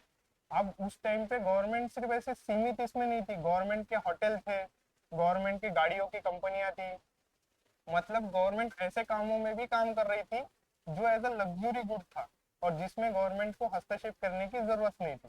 गवर्नमेंट कहाँ होना चाहिए एक्चुअल में, जहाँ पे लोगों को फायदा हो, हेल्थ में होना चाहिए, एजुकेशन में होना चाहिए, ऐसी चीजों में गवर्नमेंट ठीक है। होटल में क्या के लिए, होटल में क्या करेंगे, और होटल में अगर तुम सपोज करो कोई अगर गवर्नमेंट है, ये गवर्नमेंट है, गवर्नमेंट ने की होटल में इन्वेस्टमेंट, तो ये होटल का मैनेजमेंट कौन संभाल रहा था, गवर्नमेंट सर्वेंट। अब तुम बताओ, तुम सब भी या मैं भी पकड़ लो, हम काय के लिए आए, एक जॉब पाने के लिए, हमारे जिंदगी भर का सपना क्या है, 60-70 हज़ार रुपये महीने के आने को ना करते। तुम बताओ, तुम एक होटल चला रहे, तुम सोच सकते क्या मैं इसका प्रॉफिट कैसे बना सकता करके, ये लाखों या करोड़ों कमाने वाला कंपनी है। हमारे सबका बिजनेस माइंड नहीं है, हम नहीं सोचना चालू करे वो डायरेक्शन में। तो एट दी एंड मेरे को ये मैनेजमेंट को किस चीज से मतलब था, मेरे को मंथली सैलरी मिल रही, बात खत्म हो गई, मेरे को नहीं लेन देन की मेरे होटल में कोई आ रहा नहीं आ रहा, ठीक है। ऑब्वियस रीजन है क्योंकि वो सरकारी कर्मचारी है, उनको मंथली पेमेंट मिल रहा। कल मार्केटिंग वालों को अगर तुमने ऐसा बोल दिया कि तुमको हम पैसा देंगे, वो बोलेंगे मैं प्रोडक्ट क्यों बेचूं, मार्केटिंग का जॉब रहता है एमबीए करने के बाद में, ठीक है। तो उनका कितने प्रोडक्ट बेचेंगे उस पर डिपेंडेंट रहता, वैसा इनका काम था क्या, इनको मंथली सैलरी मिल रही थी। इसलिए फिर क्या हो रहा था, ये लॉस में जा रहे थे, क्योंकि इनका जो मैनेजमेंट है वो हम जैसे ही कोई ना कोई नमूने चला रहे हो, और ये नमूनों को बिजनेस नहीं पता है। ऑब्वियस रीजन, मैं खुद को भी इंक्लूड कर रहा, मेरे को भी बिजनेस नहीं आता more. High interest payment, high interest payment मतलब अब तुम बताओ, इतना सब जो अगर चीजें चलाओगे तुम कि भाई जिसको जो चाहिए वो दे रहे हैं हम, और क्या बोल सकते हैं सब्सिडी के पैसे दे रहे हैं, ये पब्लिक सेक्टर अंडरटेकिंग्स चला रहे तुम, इसके लिए पैसा खर्चा होएगा ऑब्वियस। अब ये पैसों के लिए बाहर से पैसा उधार लेना पड़ेगा, और उधार लेने के बाद उसका मंथली इंटरेस्ट देना पड़ेगा, उसका कॉस्ट बढ़ते जा रहा था। मतलब जो हम इंटरेस्ट पेमेंट कर रहे थे, अब तुम ज्यादा लोन लोगे तो ज्यादा पैसे भी वापस करना पड़ेगा, है ना। तो वो इश्यू हो रहा था। और ये जो पैसा था वो कहाँ पे खर्चा हो रहा था, non development expenditure. Non development expenditure मतलब मैं बिच्छू फैक्ट्री में रहने के बाद मेरे पापा रोज का खाना ला के दे रहे थे, नॉन डेवलपमेंटल। अर्जुन नगर आने के बाद घर बनाया गया, कैपिटल एक्सपेंडिचर, वो डेवलपमेंटल एक्सपेंडिचर था, पर ये नॉन डेवलपमेंट के लिए खर्चा हो रहा। डेवलपमेंट वाला अर्जुन नगर में 3,500 स्क्वायर फुट का घर हो गया अभी, तो उसका भाव बढ़ गया। जो कंजम्पशन है खा के निकल के खत्म भी हो गया, मालूम भी नहीं किधर चला गया चीजें, समझा। नेक्स्ट था external borrowing. Plus oil shock, पहले तो बाहर से पैसा ले रहे थे तो उसका पैसा वापस भी करना बता। दूसरी चीज थी ऑयल शॉक। ऑयल शॉक मतलब क्या रहता, 1973 और 1979 में, 1973 और 1979 में क्या हुआ, इसराइल नाम का एक देश है। अब देखो हमारी गरीबी बाहर के देशों से कितना ज्यादा कनेक्टेड थी, ये इसराइल है, ठीक है। और उसके बाजू में क्या है, अरब कंट्रीज है। तो क्या हो गया, एक पॉइंट के बाद इन दोनों का झगड़ा चालू हो गया था, ये इसराइल का और ये गल्फ कंट्रीज का, ठीक है। और ये इसराइल को सपोर्ट कौन कर रहा था मालूम है क्या, यूएसए और यूरोप के कंट्रीज इसराइल को सपोर्ट कर रहे थे। उस वजह से क्या हुआ, अब ये जो गल्फ कंट्रीज है, ये सादे सुधे कंट्रीज तो नहीं, इनके पास पेट्रोलियम है खुद का, ये कल चाहे तो दुकान बंद कर दे कि मी विकतच नाही प्रोडक्ट, संपला विषय। तो फिर इन्होंने वही किया, दुकान बंद कर डाली। इन्होंने जैसी दुकान बंद करी, यूरोप, यूएसए, हम लोग, हमारे को पेट्रोलियम ही नहीं मिलने लग गया। अब पेट्रोलियम अगर हम लोगों को नहीं मिलेगा तो हमारा देश नहीं चलेगा। क्यों नहीं चलेगा, मैं मेरे घर से यहाँ तक गाड़ी पे आया, तुम लगभग कुछ लोग यहाँ तक उससे आए होंगे, तुम्हारे घर पे जो प्रोडक्ट पहुंचाया जा रहा है वो पेट्रोलियम है। ब्लिंकिट विदाउट पेट्रोलियम नहीं चलेगा। अगर वो पेट्रोलियम चल भी गया तो वो इनके पास में अगर इलेक्ट्रिसिटी की गाड़ियाँ होगी, अब उसको चाहिए कोयला, तो वो भी मतलब कुछ ना कुछ तो एनर्जी कंजम्पशन कनेक्टेड है पूरे वे से। अगर पेट्रोलियम को थोड़ा भी धक्का लगा तो सब चीजें हल जाएगी, ठीक है। तो वैसा ही हुआ, जैसे ही ये वॉर के टाइम पे इन्होंने क्या करा, एकदम से हात खडे कर दिए की मी आता देत नाही बा पेट्रोल, समजा मरा तुमचं काय करायचं करा तिकडं, गोंधळ घाला, सपोर्ट करा त्याले, मले काय म्हणतात त्याला, जाऊ दे, समजलं ना मी। तो फिर ऐसा कुछ तो हुआ। फिर नेक्स्ट क्या हुआ, गल्फ वॉर हुआ। कब हो रहा, 1990s में, और हमने हमारे 1991 में चीजें चेंज करी है। तो 1990s में गल्फ वॉर हुआ।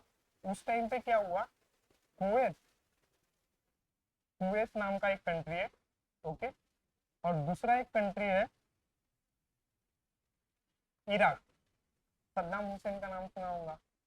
तो इसने क्या किया, कुवैत पे आक्रमण कर दिया, और ये कुवैत और इराक, ये दोनों मिला के हमारे पूरे वर्ल्ड का बोल रहा, पूरे वर्ल्ड का 20% का पेट्रोलियम पहुंचाते थे।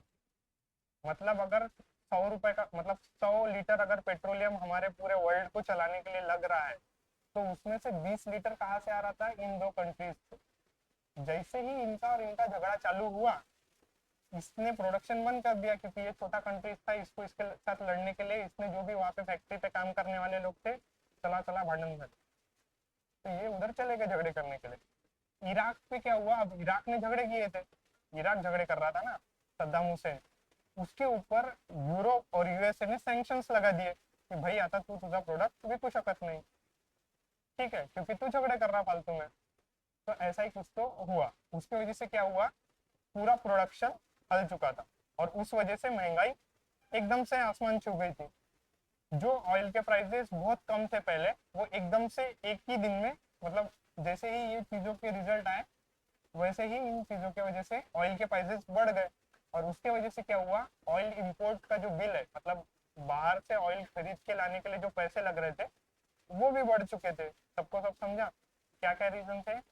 सबसे पहले हमने फुकट में सबको सब चीजें देना चालू कर। दूसरा कि हमने बाहर से बहुत ज्यादा लोन लिया था, तो उसका इंटरेस्ट पेमेंट करना पड़ रहा था।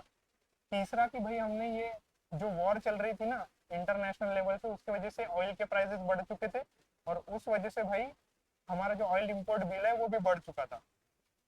और भी दो रीजन थे, क्या थे, हाँ, पब्लिक सेक्टर अंडरटेकिंग जो है वो घाटे में चल रहे थे।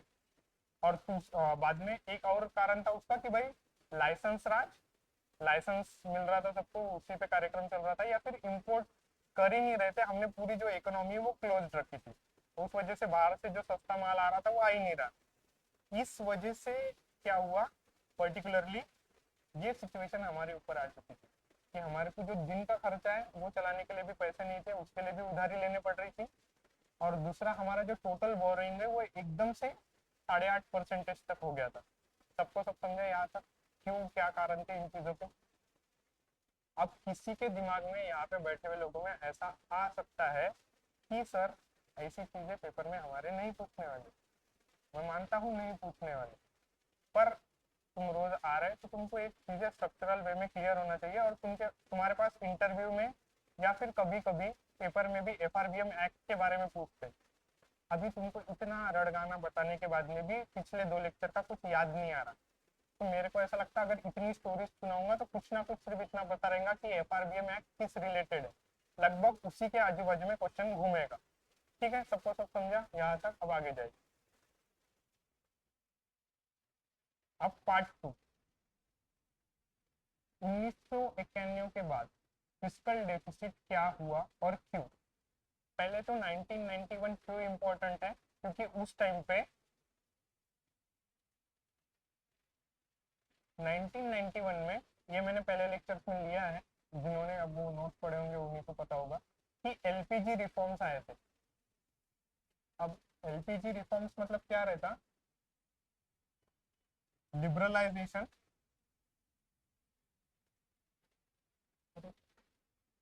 लिबरलाइजेशन,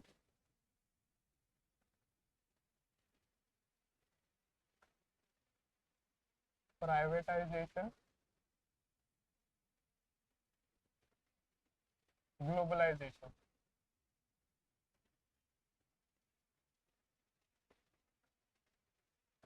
यहाँ तक सब कुछ समझा ना, सच में बताओ, बी इन द क्लास। हाँ यार, मेरा भी ऐसा कहना का दिमाग खराब होता कि अगर किसी को कुछ, अगर उसके बाद भी सिखाने के बाद नहीं आ रहा है तो ठीक है। तो एलपीजी रिफॉर्म्स आए थे। एलपीजी क्या रहता, लिबरलाइजेशन, प्राइवेटाइजेशन, ग्लोबलाइजेशन। अब मैंने स्टार्टिंग में बोला था कि भाई वर्ल्ड बैंक, आईएमएफ ने लोन दिया। अब वो हमारे मामा काका चाचा तो नहीं थे फुकट में लोन देने, तो उस उन्होंने इतना भाप लिया था कि इनके पास $1 बिलियन ही है और इन्होंने अपने घर का सोना भी बेच दिया करके। तब उनको हमारी सिचुएशन पता थी, तो इसीलिए उन्होंने हमारे ऊपर कुछ रेस्ट्रिक्शंस लगाने चालू कर दिए। तो वो रेस्ट्रिक्शंस ऐसे थे कि भाई अब तुम्हारे को तुम्हारी इकोनॉमी ये प्रिंसिपल्स पे चलानी पड़ेगी। अब ये प्रिंसिपल्स क्या है कि भाई अब तुम्हारे को जो क्लोज्ड इकोनॉमी है ना तुम्हारी, जो तुमने हमारे प्रोडक्ट अंदर नहीं ले रहे और तुमने तुम्हारी इकोनॉमी क्लोज कर दी है, वो इकोनॉमी पहले तो हमारे लिए खोलो। हमारे को तुम्हारे इधर, अगर हमारी इतनी बड़ी पॉपुलेशन है तो ऑब्वियसली उनका इंटरेस्ट था कि उनके प्रोडक्ट को यहाँ आके बेचे। तुम देख सकते अभी मैकडोनल्ड से लेके जो भी चीज दिख रही, मोर और लेस बर्गर वगैरह जो भी दिख रहा है वो उन्हीं के, ठीक है। तो वो वही चाहते थे, चाइना के फोन से लेके, तो अभी मैं तो ये भी बोल सकता हूँ कि इसका जो प्लास्टिक है ना, ये भी हमारे इधर नहीं बना होगा, ये बाहर से खाना कहाँ से आया होगा। मतलब हमारे इधर मेरे को डाउट है, क्योंकि हमारे इधर अच्छा क्वालिटी का मिलता, ये अच्छा क्वालिटी का नहीं है। तो ये कहाँ ना कहाँ बाहर से कुछ ना कुछ आया हुआ है। हमारे इधर चमचे भी नहीं बनते प्लास्टिक के, वो भी बाहर से आते। शॉकिंग है। नितिन गडकरी जी ने एक बार बोला था कि हमारे इधर ये नहीं समझ रहा, बोले कि चमचों की कमी कब से होने लग गई है। तो अब ये किस टोन में बोला था समझने को ना। तो तो लिबरलाइजेशन, प्राइवेटाइजेशन, ग्लोबलाइजेशन। लिबरलाइजेशन मतलब पूरी इकोनॉमी ओपन कर दो हमारे लिए, तुम हमारे लिए पोर्ट्स बनाओ, तुम हमारे लिए रास्ते क्रिएट करो, हाईवेज बनाओ अच्छे, उसके लिए इंफ्रास्ट्रक्चर क्रिएट करो प्रॉपर, मतलब हमारी बोट्स तुम्हारे इधर तक आ सके, एक प्रॉपर पोर्ट का सिस्टम डेवलप करो। मतलब ये, और प्राइवेटाइजेशन मतलब अब गवर्नमेंट का हस्तक्षेप कम करो करके, गवर्नमेंट पीछे आनी चाहिए करके होटल्स वगैरह ऐसे इंडस्ट्रीज से। और गवर्नमेंट ने अब उसका जो गलत काम हो रहा है इन चीजों के जरिए, मतलब एक गलत कंपनी को पैसा प्रोवाइड कर रही है ना गवर्नमेंट, तो उसमें से बाहर ऐसा बोल दिया था कि ये कंपनी बेच दो। ग्लोबलाइजेशन मतलब कि अब पूरे वर्ल्ड की इकोनॉमी एक साथ तुम्हारे देश के साथ कनेक्ट होने दो, मतलब कोई बाहर का प्रोडक्ट भी तुम्हारे इधर आके बेचना होना चाहिए। सबको सब समझा। तो 1991 के बाद में आईएमएफ और वर्ल्ड बैंक से हमने जो लोन लिया, उसके जरिए उन्होंने हमारे ऊपर रिस्ट्रिक्शंस लगाए और उन्होंने हमारे देश के ऊपर लिबरलाइजेशन, प्राइवेटाइजेशन, ग्लोबलाइजेशन का रिफॉर्म लाया। अब ये क्यों लाया अगर मैं तुमको ऊपर से बताऊं, तो तुमको शायद ऐसा पता होगा कि कार्ल मार्क्स नाम का एक व्यक्ति हो चुका है ना। तो उसने कैपिटलिज्म के विरोध में काम किया था। कैपिटलिज्म एक प्रिंसिपल है,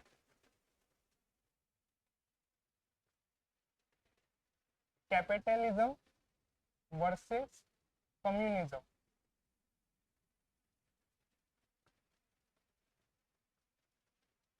अब तुमने झगड़े देखे होंगे और तुमने मतलब मेरे को ज्यादा इंटरेस्ट है बयान के झगड़े देखे। तो भाई इतना बेकार, बेकार मतलब लड़के झगड़े ही नहीं करते, वैसे लड़के बहुत सादे झगड़े करते, बहुत बेकार झगड़े करते। मैं एक बार मेरे दोस्त के इधर गया था अकोला, मस्त। तो अब जैसे झगड़े होते ऐसे छोटे लेवल पे, लोकल लेवल पे, रूरल के ग्राउंड पे झगड़े हुए के कहाँ ना कहाँ कुछ ना कुछ झगड़े हो जाते, ऐसा सुना होगा तुमने, ठीक है। पर वही इकोनॉमिक लेवल पे, इकोनॉमी ये बहुत बड़ा टर्म, उस लेवल पे जो झगड़े हो रहे थे वो हो रहे थे कैपिटलिज्म वर्सेस कम्युनिज्म के थ्रू।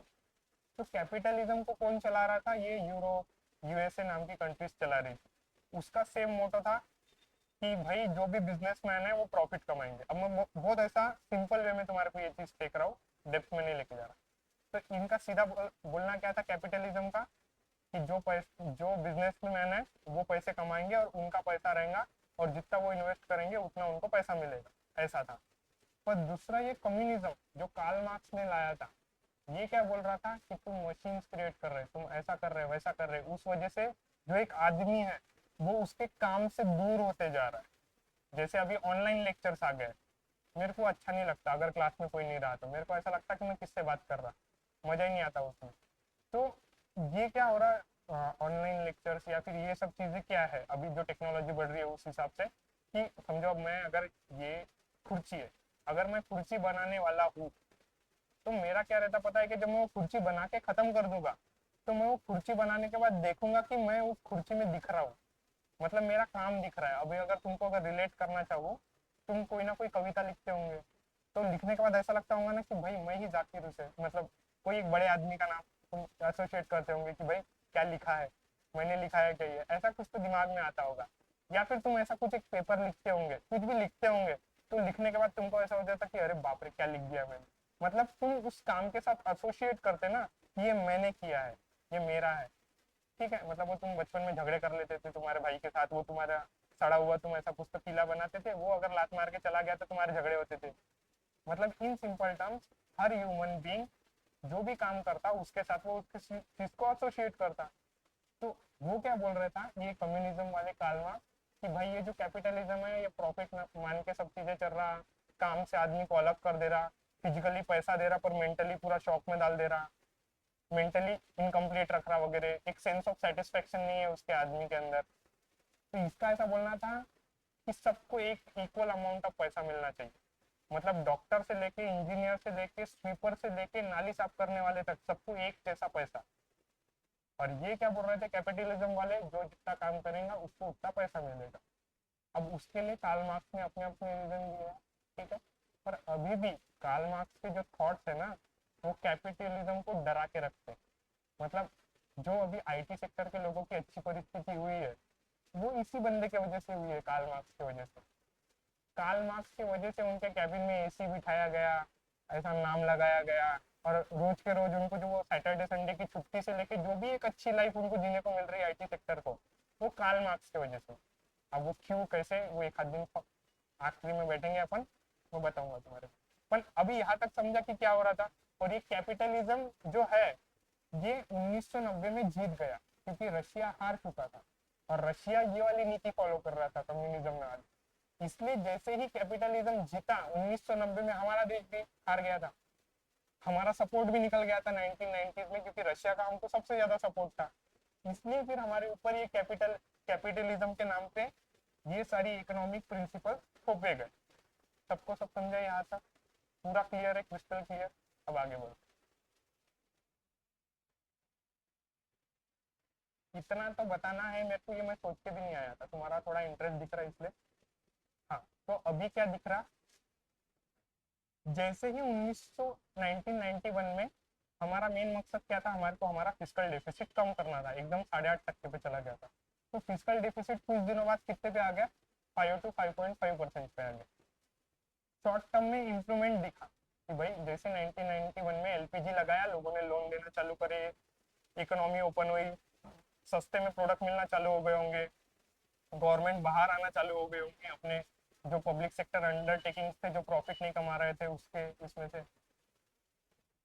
पर उसके बाद क्या हुआ, वापस से हमारा फिस्कल डिफिसिट थोड़ा थोड़ा करके बढ़ना स्टार्ट हो गया था। क्यों हो रहा था पहले वो जान, लिबरलाइजेशन का रेवेन्यू शॉक। अब जब लिबरलाइजेशन आएगा तब क्या होगा, इंपोर्ट ड्यूटी शार्पली कम। पहले हमारा क्या था, क्लोज्ड इकोनॉमी थी, तो हमारे अगर कोई प्रोडक्ट ला भी रहा होगा तो अगर वो 20 रुपए का प्रोडक्ट होगा तो हम हमारे इकोनॉमी में 100 रुपए का बेच रहे थे, तो कोई लेता ही नहीं था। पर फिर क्या हो गया, जो प्रोडक्ट हम 100 रुपए का बेच रहे थे पहले हमारे इकोनॉमी में और कोई नहीं ले रहा था, हमने क्या किया, अब एक सेकेंड ना, इकोनॉमी में 20 रुपए का प्रोडक्ट है, ठीक है, पर क्लोज इकोनॉमी है, तो वही प्रोडक्ट कितने का बेच रहा है, 100 रुपए का। मतलब उसके ऊपर कितना परसेंटेज का टैक्स लग रहा होगा, नहीं नहीं नहीं, अच्छे से देखो मैं क्या बोल रहा हूँ, 20 पे से 100 पे जा रहा हूँ।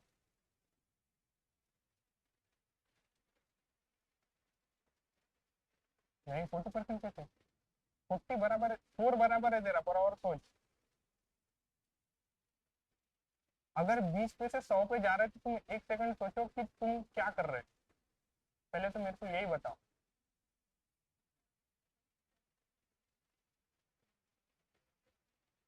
हाँ, 400% ज्यादा हो रहा, 400%। अगर कुछ भी आ नहीं रहा थोड़ी सी लाज रखो, थोड़ी सी पढ़ाई करो अच्छे से। अर्थमेटिक की मेरा भी खराब है ऐसा कुछ नहीं, पर करो, मैं शर्म आने के बाद में पढ़ाई करता। तो 400% ज्यादा हो गया, ठीक है, इतना सबको सब समझा। पर अब क्या हो गया कि ये अब हम 100 रुपए में बेच ही नहीं सकते, 20 रुपए का प्रोडक्ट है क्या, तो हमारे को 25 रुपए में ही बेचना पड़ेगा। तो ये हमारा रेवेन्यू लॉस हो रहा है ना, 80 रुपए का, यहाँ पे 80 था, और यहाँ पे कितने का लॉस हो रहा है, लगभग 65 रुपए का, कितना, 65 का 65, हाँ 75, तो लगभग 75 रुपीज का लॉस हो रहा है ना हमारा। तो ऐसा ही हमारी पूरी क्लोज्ड इकोनॉमी को हमने ओपन करने के बाद क्या हुआ कि हम इंपोर्ट पे ज्यादा टैक्स नहीं लगा सकते थे, तो हमारे लॉसेस होना हो गए थे, ये कस्टम रेवेन्यू कम होना चालू हो गया था। ये एरो दिख रहा है ना ऐसा, तो ये कम का है, इतना ध्यान में रखना। तो क्या हो गया कि कस्टम रेवेन्यू कम होना चालू हो गया, फिर शॉर्ट टर्म रेवेन्यू लॉसेस हुए हमारे। अब ये शॉर्ट टर्म रेवेन्यू लॉस क्यों बोल रहे हैं हम, क्योंकि हम सस्ते में प्रोडक्ट मिलेगा तो कम पैसे खर्चा करना पड़ेंगे, तो एक्चुअल में एंड में हमारा ही फायदा है। अब वो इतना अंदर मत जाना, अपन मोर और लेस है। अब प्राइवेटाइजेशन कर दिया हमने, प्राइवेटाइजेशन मतलब कि गवर्नमेंट की जो कंपनियां हैं वो उसमें से बाहर आ जाएगा। अब बाहर आना मतलब कि उसको उसका डिसइन्वेस्टमेंट करना पड़ेगा, वो कंपनी बेच देनी पड़ेगी। पर ये बड़ी बड़ी कंपनियां हैं, एक साथ बेची जाएगी क्या, ऑब्वियसली नहीं। तो इसको टाइम लग रहा था बेचने के लिए, इसका रेवेन्यू वन टाइम आ रहा था, पूरी कंपनी बिकने के बाद ही पैसा आएगा पूरा, एकदम से तो थोड़ा थोड़ा करके नहीं आने वाला था। एक्सपेंडिचर परमानेंट था, जो पैसा खर्चा हो रहा था वो तो कांस्टेंट भी था ना, सैलरी पेंशन सब्सिडी, जो पैसा खर्चा हो रहा था वो उतना ही हो रहा था, और पैसा जो आने का सोर्स था वो कम होते जा रहा था, ऐसा हो रहा था। बाद में ग्लोबलाइजेशन, ग्लोबलाइजेशन की वजह से क्या हुआ, roads ports telecom mobile phone वगैरह, मोबाइल फोन वगैरह इतना कुछ नहीं है, सबका होता मोबाइल बजते रहता जहाँ देर, ठीक है। तो इसमें क्या हो गया, इंफ्रास्ट्रक्चर बनाना पड़ा कुछ ना कुछ, roads ports telecom, export incentive देना पड़े, सबको सब समझा। इस वजह से क्या हो रहा था, पर्टिकुलरली पैसा खर्चा हो रहा था एक कैपिटल एक्सपेंडिचर के नाम पे, है ना। इसलिए फिर वो टाइम पे ऐसा सिचुएशन आने के बाद में अब गवर्नमेंट को दिखाई देने लग गया कि भाई सिचुएशन खराब हो चुकी है, पैसा बहुत ज्यादा खर्चा हो रहा है। अभी भी हमारा जो एफआरबीएम मतलब जो फिजिकल डेफिसिट था, अभी अपन ने देखे कितना था, 8.5 से कितना हो गया था अभी, नहीं नहीं 8.5 से, हाँ 5.5, ओके। तो अभी भी वो बहुत ज्यादा था, क्योंकि मतलब 100 रुपए अगर हमारे इधर कमा रहे होंगे बना रहे होंगे, तो उसके ऊपर 5.5 रुपए उधारी लेके बना रहे हैं हम, ठीक है, तो ये गलत हो रहा था। इसलिए फिर हमने सोचा कि एफआरबीएम एक्ट लाया जाए। अब ये एफआरबीएम एक्ट का नाम क्या था, मैंने इसमें दिया नहीं क्या फुल फॉर्म, इसका फुल फॉर्म है फिजिकल रिस्पॉन्सिबिलिटी, वन सेकेंड, तो full form physical responsibility budget management act है शायद से, एक बार चेक करो बड़ा, गूगल पे सर्च करो तो। फिस्कल रिस्पॉन्सिबिलिटी, ये अभी के अभी लिख लेना, क्योंकि फिर और कंफ्यूजन ना हो जाए। मैं थोड़ा मिस आउट हो गया मेरे से। फिस्कल रिस्पॉन्सिबिलिटी, हाँ fiscal responsibility and budget management act ही होगा इसका नाम। हाँ बजट,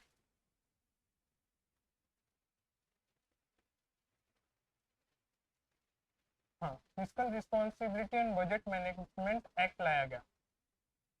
तो अब क्या हुआ कि भाई ऐसा सोचा गया कि ये सिचुएशन खराब हो रही है करके, और इसके लिए कुछ ना कुछ चीज आनी चाहिए करके। फोटो निकाल लेना किसी ने, ठीक है, बाद में, या फिर अभी निकाल लो, कोई इशू नहीं उसका, या फिर लिख लो एक लाइन ये।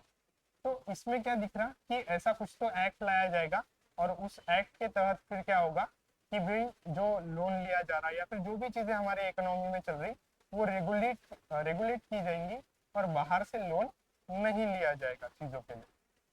तो ऐसा कुछ तो एक एक्ट आया। तो अब इस एक्ट के प्रोविजंस क्या थे वो हमारे लिए इम्पोर्टेंट है, और ज्यादा एक्ट के प्रोविजंस है भी नहीं, सिर्फ एक कंसेप्ट समझ लो ब्रॉडली क्या। तो क्या हो गया, 1990 के बाद में हमने फिस्कल डेफिसिट वगैरह देखा कि गवर्नमेंट का फिस्कल डेफिसिट 1991 के बाद में भी बढ़ गया। मतलब लोन लेना जो है वो अभी भी ज्यादा ही, फिस्कल डेफिसिट मतलब लोन, बोरोइंग अनकंट्रोल्ड हो गई, ज्यादा से ज्यादा पैसे लेना चालू हो गए। मतलब कौन, वो मेरा जो दोस्त था विशव चौर बगार, उसके घर पे बहुत सारा सामान लिया जा रहा था। तो मोरलेस हमारी इंडियन इकोनॉमी की भी वही हालत हो गई थी कि बहुत ज्यादा लोन हम लेना स्टार्ट कर दिए थे, और इन्फ्लेशन का प्रेशर बढ़ गया। अब तुम सोचो, अगर तुम बाहर से पैसा लोगे और इकोनॉमी में दोगे, तो इकोनॉमी में ज्यादा पैसा होगा, और ज्यादा पैसा होने के बाद में महंगाई बढ़ जाती है। ऐसा इकोनॉमी का रूल है। फर्स्ट लेक्चर है, नहीं समझेगा, पर इतना याद रखना, अगर इकोनॉमी में बहुत ज्यादा पैसा है तो इन्फ्लेशन बढ़ जाता। अब इस टाइम पे गवर्नमेंट के पास कोई लीगल लिमिट नहीं थी कि वो कितना लोन बाहर से लेना चाहिए करके, कोई लीगल लिमिट नहीं थी, कितना भी पैसा वो बाहर से ले सकती थी। जैसे मेरे दोस्त के घर पे कोई लिमिट नहीं थी, वो ज्यादा से ज्यादा चीजें खरीद रहे थे। पर उसके बाद में फिर उसके घर वालों को कुछ समझाऊंगा, उसके बाद में फिर उन्होंने एक लॉ लाया कि भाई कोई ना कोई लिमिट रखते कि एका महिन्यात एवढी सुधारी घ्यायची बा। तो ये है, हाँ, ये है। इसके लिए फिर 2000 में, मतलब 2000 का जब टाइम था, तब एक कमेटी को बैठाया गया, उसका नाम था डॉक्टर EAS शर्मा नाम की कमेटी। और उन्होंने 2003 में एक रिपोर्ट दी, और फिर उन्होंने क्या किया, इम्प्लीमेंट किया 2004-5 में ये FRBM एक्ट। ठीक है, और ये FRBM एक्ट क्या था कि पर्टिकुलरली गवर्नमेंट को ज्यादा उधारी मत लो, फाइनेंशियली डिसिप्लिन रहो, डिसिप्लिन वे में रहना चाहिए, उसलिए था। तो अब इसके मेन क्या ऑब्जेक्टिव होंगे कि पहले फिजिकल डिसिप्लिन रहे। फिजिकल क्यों, फिजिकल ये टर्म क्यों आई यहाँ पे, क्योंकि गवर्नमेंट से एसोसिएटेड है, मैं हर बार बोलूंगा।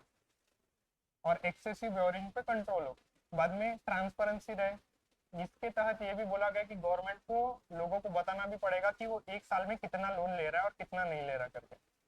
बाद में ये जो तुम इंटर जनरेशनल इक्विटी, मतलब क्या रहता कि जो आज के लोगों ने लोन लिया है, वो कल पैदा होने वाले लोगों पे ऐसा बोझा ना क्रिएट हो जाए। अब ऐसा क्यों बोला होगा, तुमको क्या लगता है हमारे देश के ऊपर आज के टाइम पे कितना बड़ा लोन? तुमको इतना तो पता चल गया कि 15.7 लाख करोड़ हमारा इस साल का लोन है, इतना तुमको पता है, 15.7 लाख करोड़।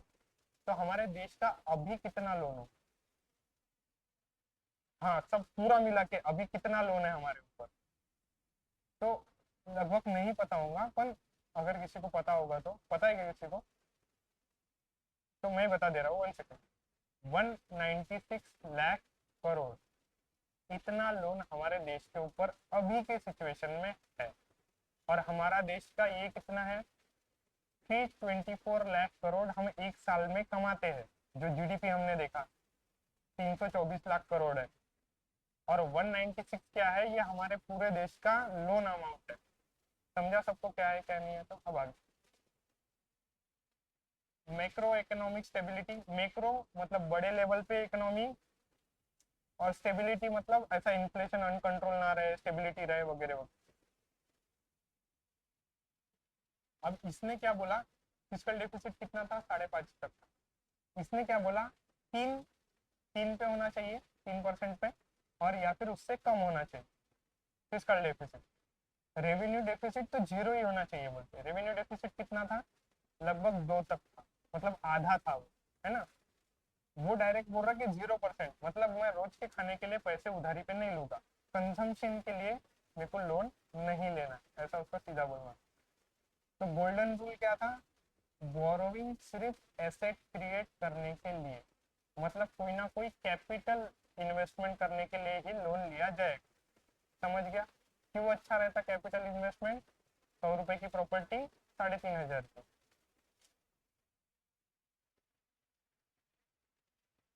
अब ये मैंने बताया कि रेवेन्यू डेफिसिट क्यों डेंजरस रहता, तो ये तुमको पता ही होगा, अभी इसमें पढ़ लेना, इतना कुछ इंपॉर्टेंट नहीं है।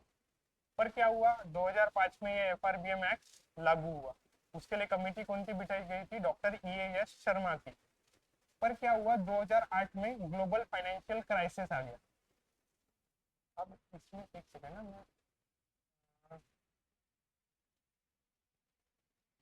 अभी क्या रहता, कभी कभार लोन लेना ही पड़ता, मतलब सिचुएशन ऐसी, कोविड-19 का टाइम, कि भाई सिचुएशन ऐसी थी कि हम देश चला ही नहीं सकते थे, मतलब वो एकदम बर्फ पानी की सिचुएशन हो गई थी कि हाथ लगाए तो बर्फ हो जाएगा सामने वाला, ऐसा कार्यक्रम चल रहा था नियर अबाउट इकोनॉमी।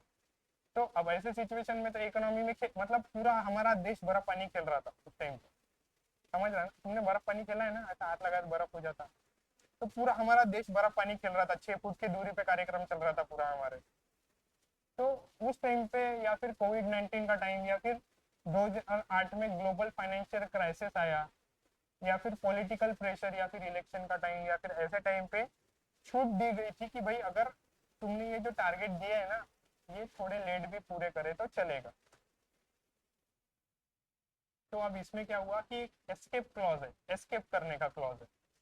इसमें क्या होता है कि अगर नेशनल सिक्योरिटी का इश्यू है, मतलब पाकिस्तान ने ऐसा कुछ कर दिया कि मेरे को उसके ऊपर बम फोड़ना ही है, फिर उस टाइम पे थोड़ा सा खर्चा इधर उधर हो जाए चलेगा। नेचुरल डिजास्टर आ गया, कोई ऐसा बाढ़ आ गई, आपत्ति आ गई जिसकी, या फिर सीवियर इकोनॉमिक स्लो डाउन हो गया, इकोनॉमी एकदम ही नीचे घसर गई। ये कब हुआ था, कोविड-19 के टाइम पे माइनस में चली गई थी हमारी इकोनॉमी। अब माइनस में इकोनॉमी, अब जब बाद में देखेंगे अभी। तो पेंडेमिक वगैरह आ गया था, मतलब एस्केप क्लॉज है। ऐसा नहीं है कि एफआरबीएम एक्ट को फुल्ली फॉलो करना पड़ेगा, जब सिचुएशन नहीं होंगी तब फॉलो नहीं कर पाएंगे। तो फिर अब इसके लिए क्या हुआ, अब वो 2008 का संकट आया, उस टाइम पे हमने एस्केप क्लॉज करके पीछे हट गए कि हम ये पूरा नहीं कर रहे करके। पर थोड़े सालों के बाद में हमको ऐसा दिखाई दिया कि वापस एफआरबीएम एक्ट की जरूरत है, क्योंकि अड़माप लोन लिया जा रहा करके। तो इसलिए 2016-17 में एक एनके सिंह नाम की कमेटी बिठाई गई। नाम कमिटीज के याद रखना, उन्होंने क्या रिकमेंडेशंस दी वो याद रखना, ज्यादा बड़े तो तुमको है भी नहीं। तो एनके सिंह ने रिकमेंडेशंस दिए कि भाई जो फिजिकल डेफिसिट है वो वापस से 3% पे होना चाहिए।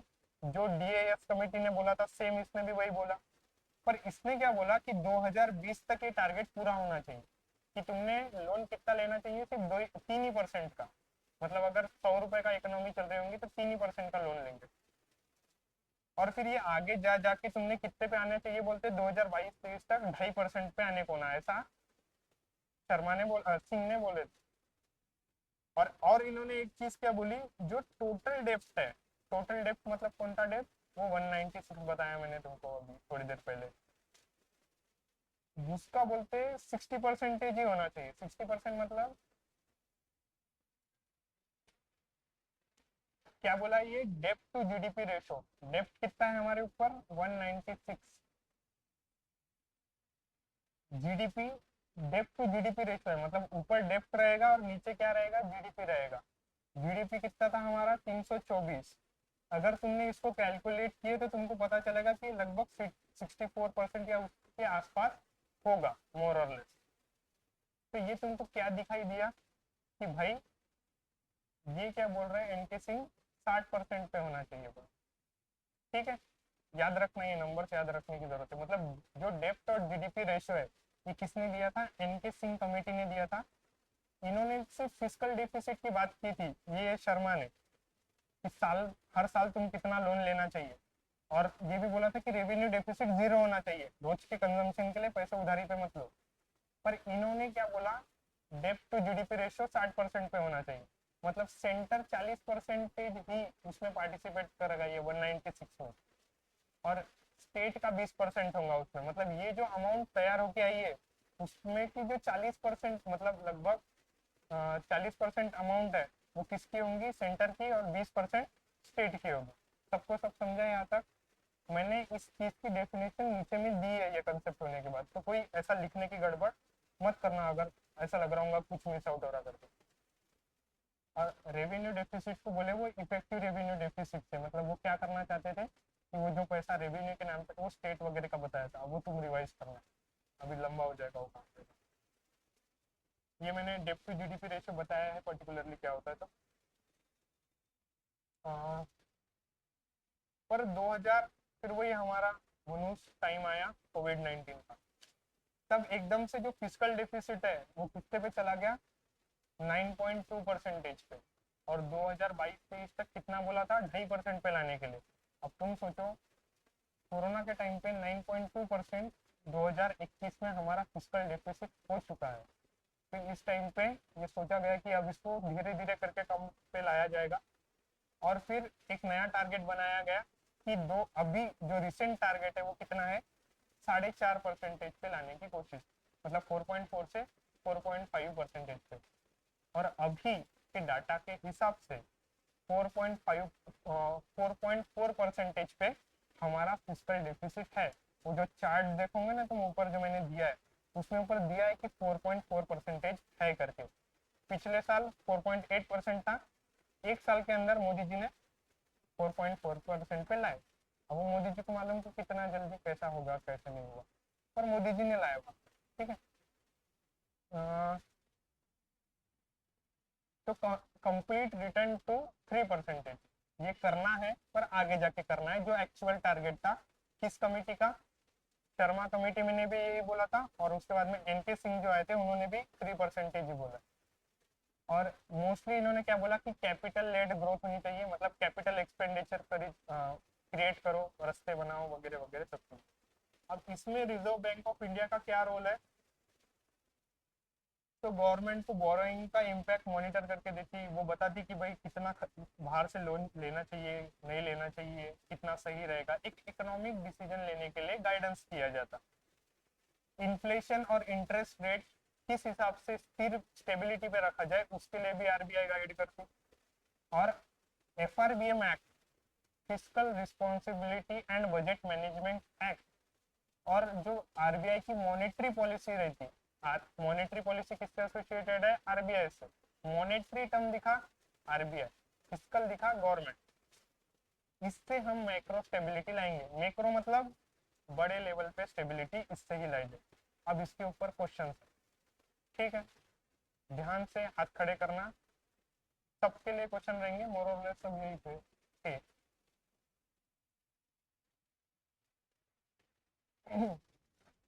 जिसको क्वेश्चन का आंसर आता होगा हाथ खड़ा करेगा।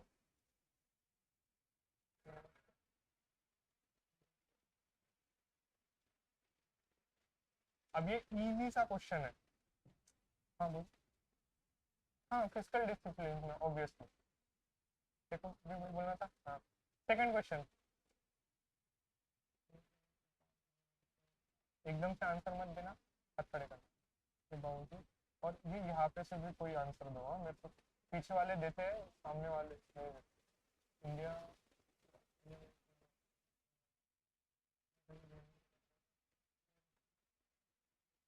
हाँ बराबर है, सही है। हाँ यहाँ पे के भी लोग दो, तुम 6 क्लास में पढ़े थे। थर्ड क्वेश्चन, हाँ ये इजी है। चौथे क्वेश्चन पे जाएंगे। चौथा,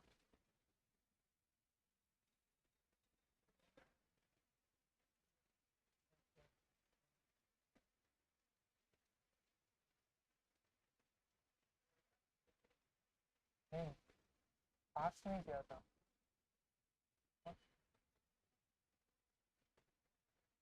नहीं नहीं बहन। हाँ हाँ इम्प्लीमेंट हो, बराबर है। ध्यान से, मैंने जितना समंदर रचा है वो तुम्हारे दिमाग में वो पूरी स्टोरी डालने के लिए है, और वो जो मेन मेन फैक्ट है ना वो याद रखो, ये ऐसे वाला। नेक्स्ट,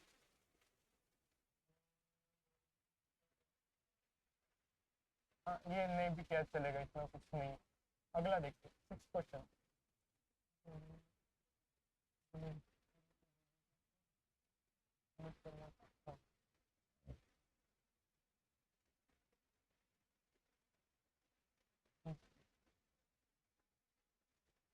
कहाँ से मतलब, हाँ नहीं यार मतलब हाथ खड़े कर, उनको नहीं समझा था। 3%, 4.5 और 2.5 कहाँ कहाँ से क्या सोच रहे थे। अगला, रेवेन्यू डेफिसिट को लिमिट करने,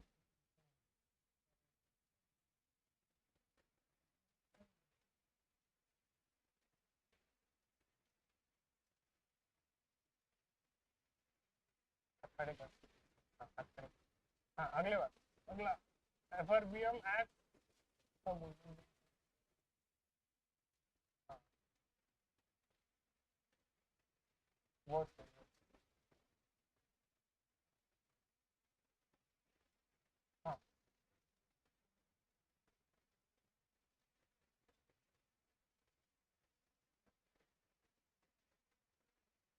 हाँ बोल, हाँ फ्यूचर जनरेशन का। नेक्स्ट,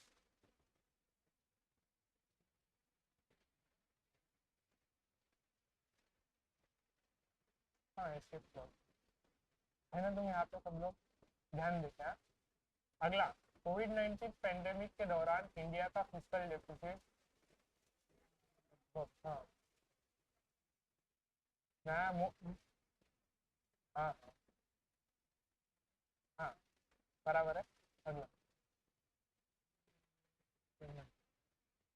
कोई भी ऐसा अभद्र प्रकार नहीं होना था, मैं वापस हाँ इनके।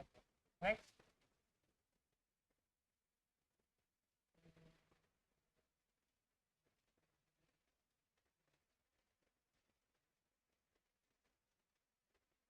आता हूँ मतलब कुछ, हाँ बराबर तो है, इतना कुछ नहीं आता मैम, ज्यादा लोगों को उतना लोड मत लिया करो। हाँ अगला,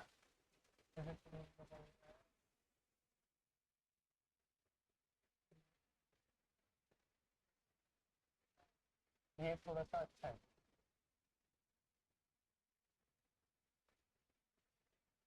इजी है मतलब। हाँ,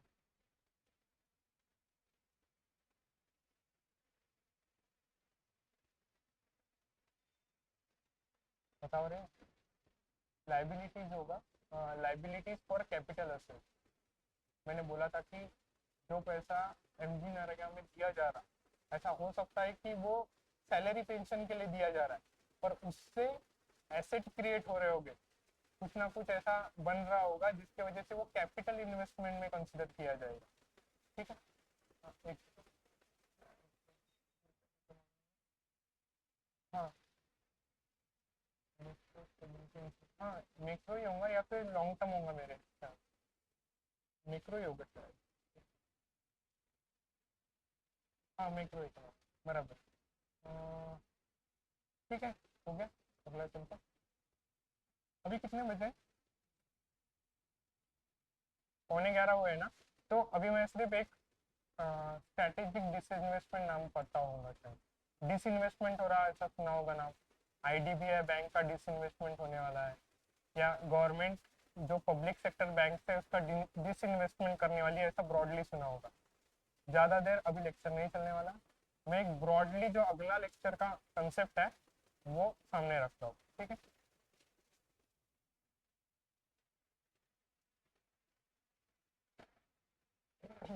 ये होता है डिसइन्वेस्टमेंट या स्ट्रेटेजिक डिसइन्वेस्टमेंट।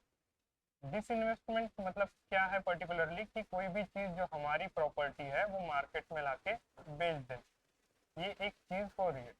अब तुमने करंट अफेयर में कुछ ना कुछ चीज सुना होगा इस बारे में कि भाई गवर्नमेंट अपनी एलआईसी बेचना चाहती है, एलआईसी नाम की कंपनी बेच रही है, या बैंक ऑफ महाराष्ट्र का विलीनीकरण होने, मतलब उसके शेयर्स बेचे जा रहे हैं करके, यूको बैंक के शेयर्स बेचे जाने वाले आगे जाके, पंजाब एंड सिंध बैंक के शेयर्स बेचे जाने वाले, आईडीबीआई बैंक पूरी तरह से पूरी तरह से प्राइवेटाइज होने वाला है, स्ट्रेटेजिक डिसइन्वेस्टमेंट होने वाला है उसका, पूरा प्राइवेटाइज नहीं होगा, स्ट्रेटेजिक डिसइन्वेस्टमेंट उसका होने वाला है, ऐसा सुना होगा सुर्खियों में। अब इसका मतलब ये होता है पर्टिकुलरली कि अब वो जो पब्लिक सेक्टर अंडरटेकिंग्स थे, मतलब उसके अंदर जो पब्लिक की इन्वेस्टमेंट थी, अब वो कन्वर्ट होने वाली है प्राइवेट के इन्वेस्टमेंट से।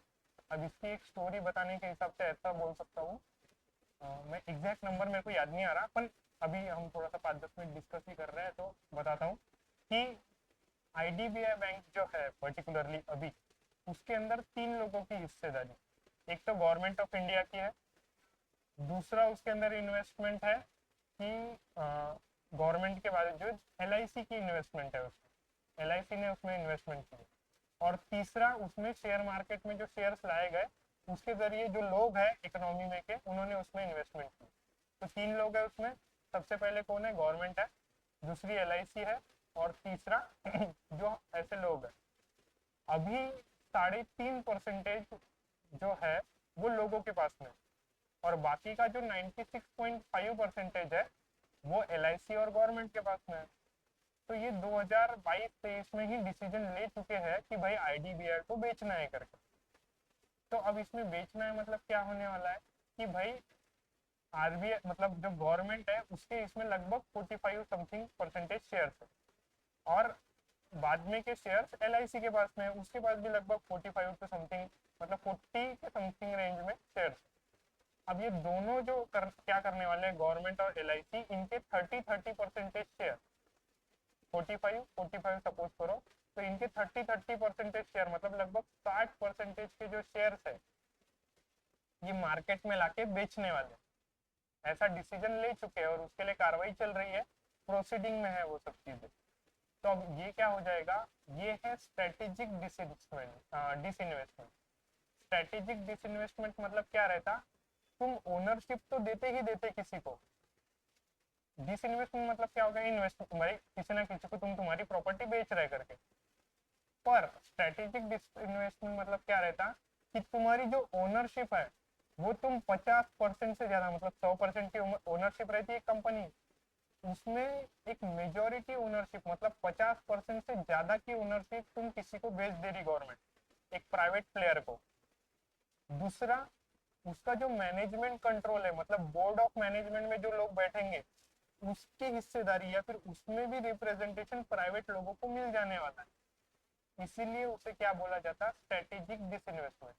मतलब in simple terms strategic disinvestment मतलब क्या है कि भाई तुम्हारी ओनरशिप भी जा रही है एक मेजोरिटी 50% के अबव किसको, प्राइवेट लोगों को, और दूसरा क्या हो रहा उसी के जरिए, दूसरी चीज क्या हो रही मैंने अभी बताया, बोर्ड ऑफ मैनेजमेंट, मतलब मैनेजमेंट में भी कंट्रोल किसी ना किसी को दिया जा रहा।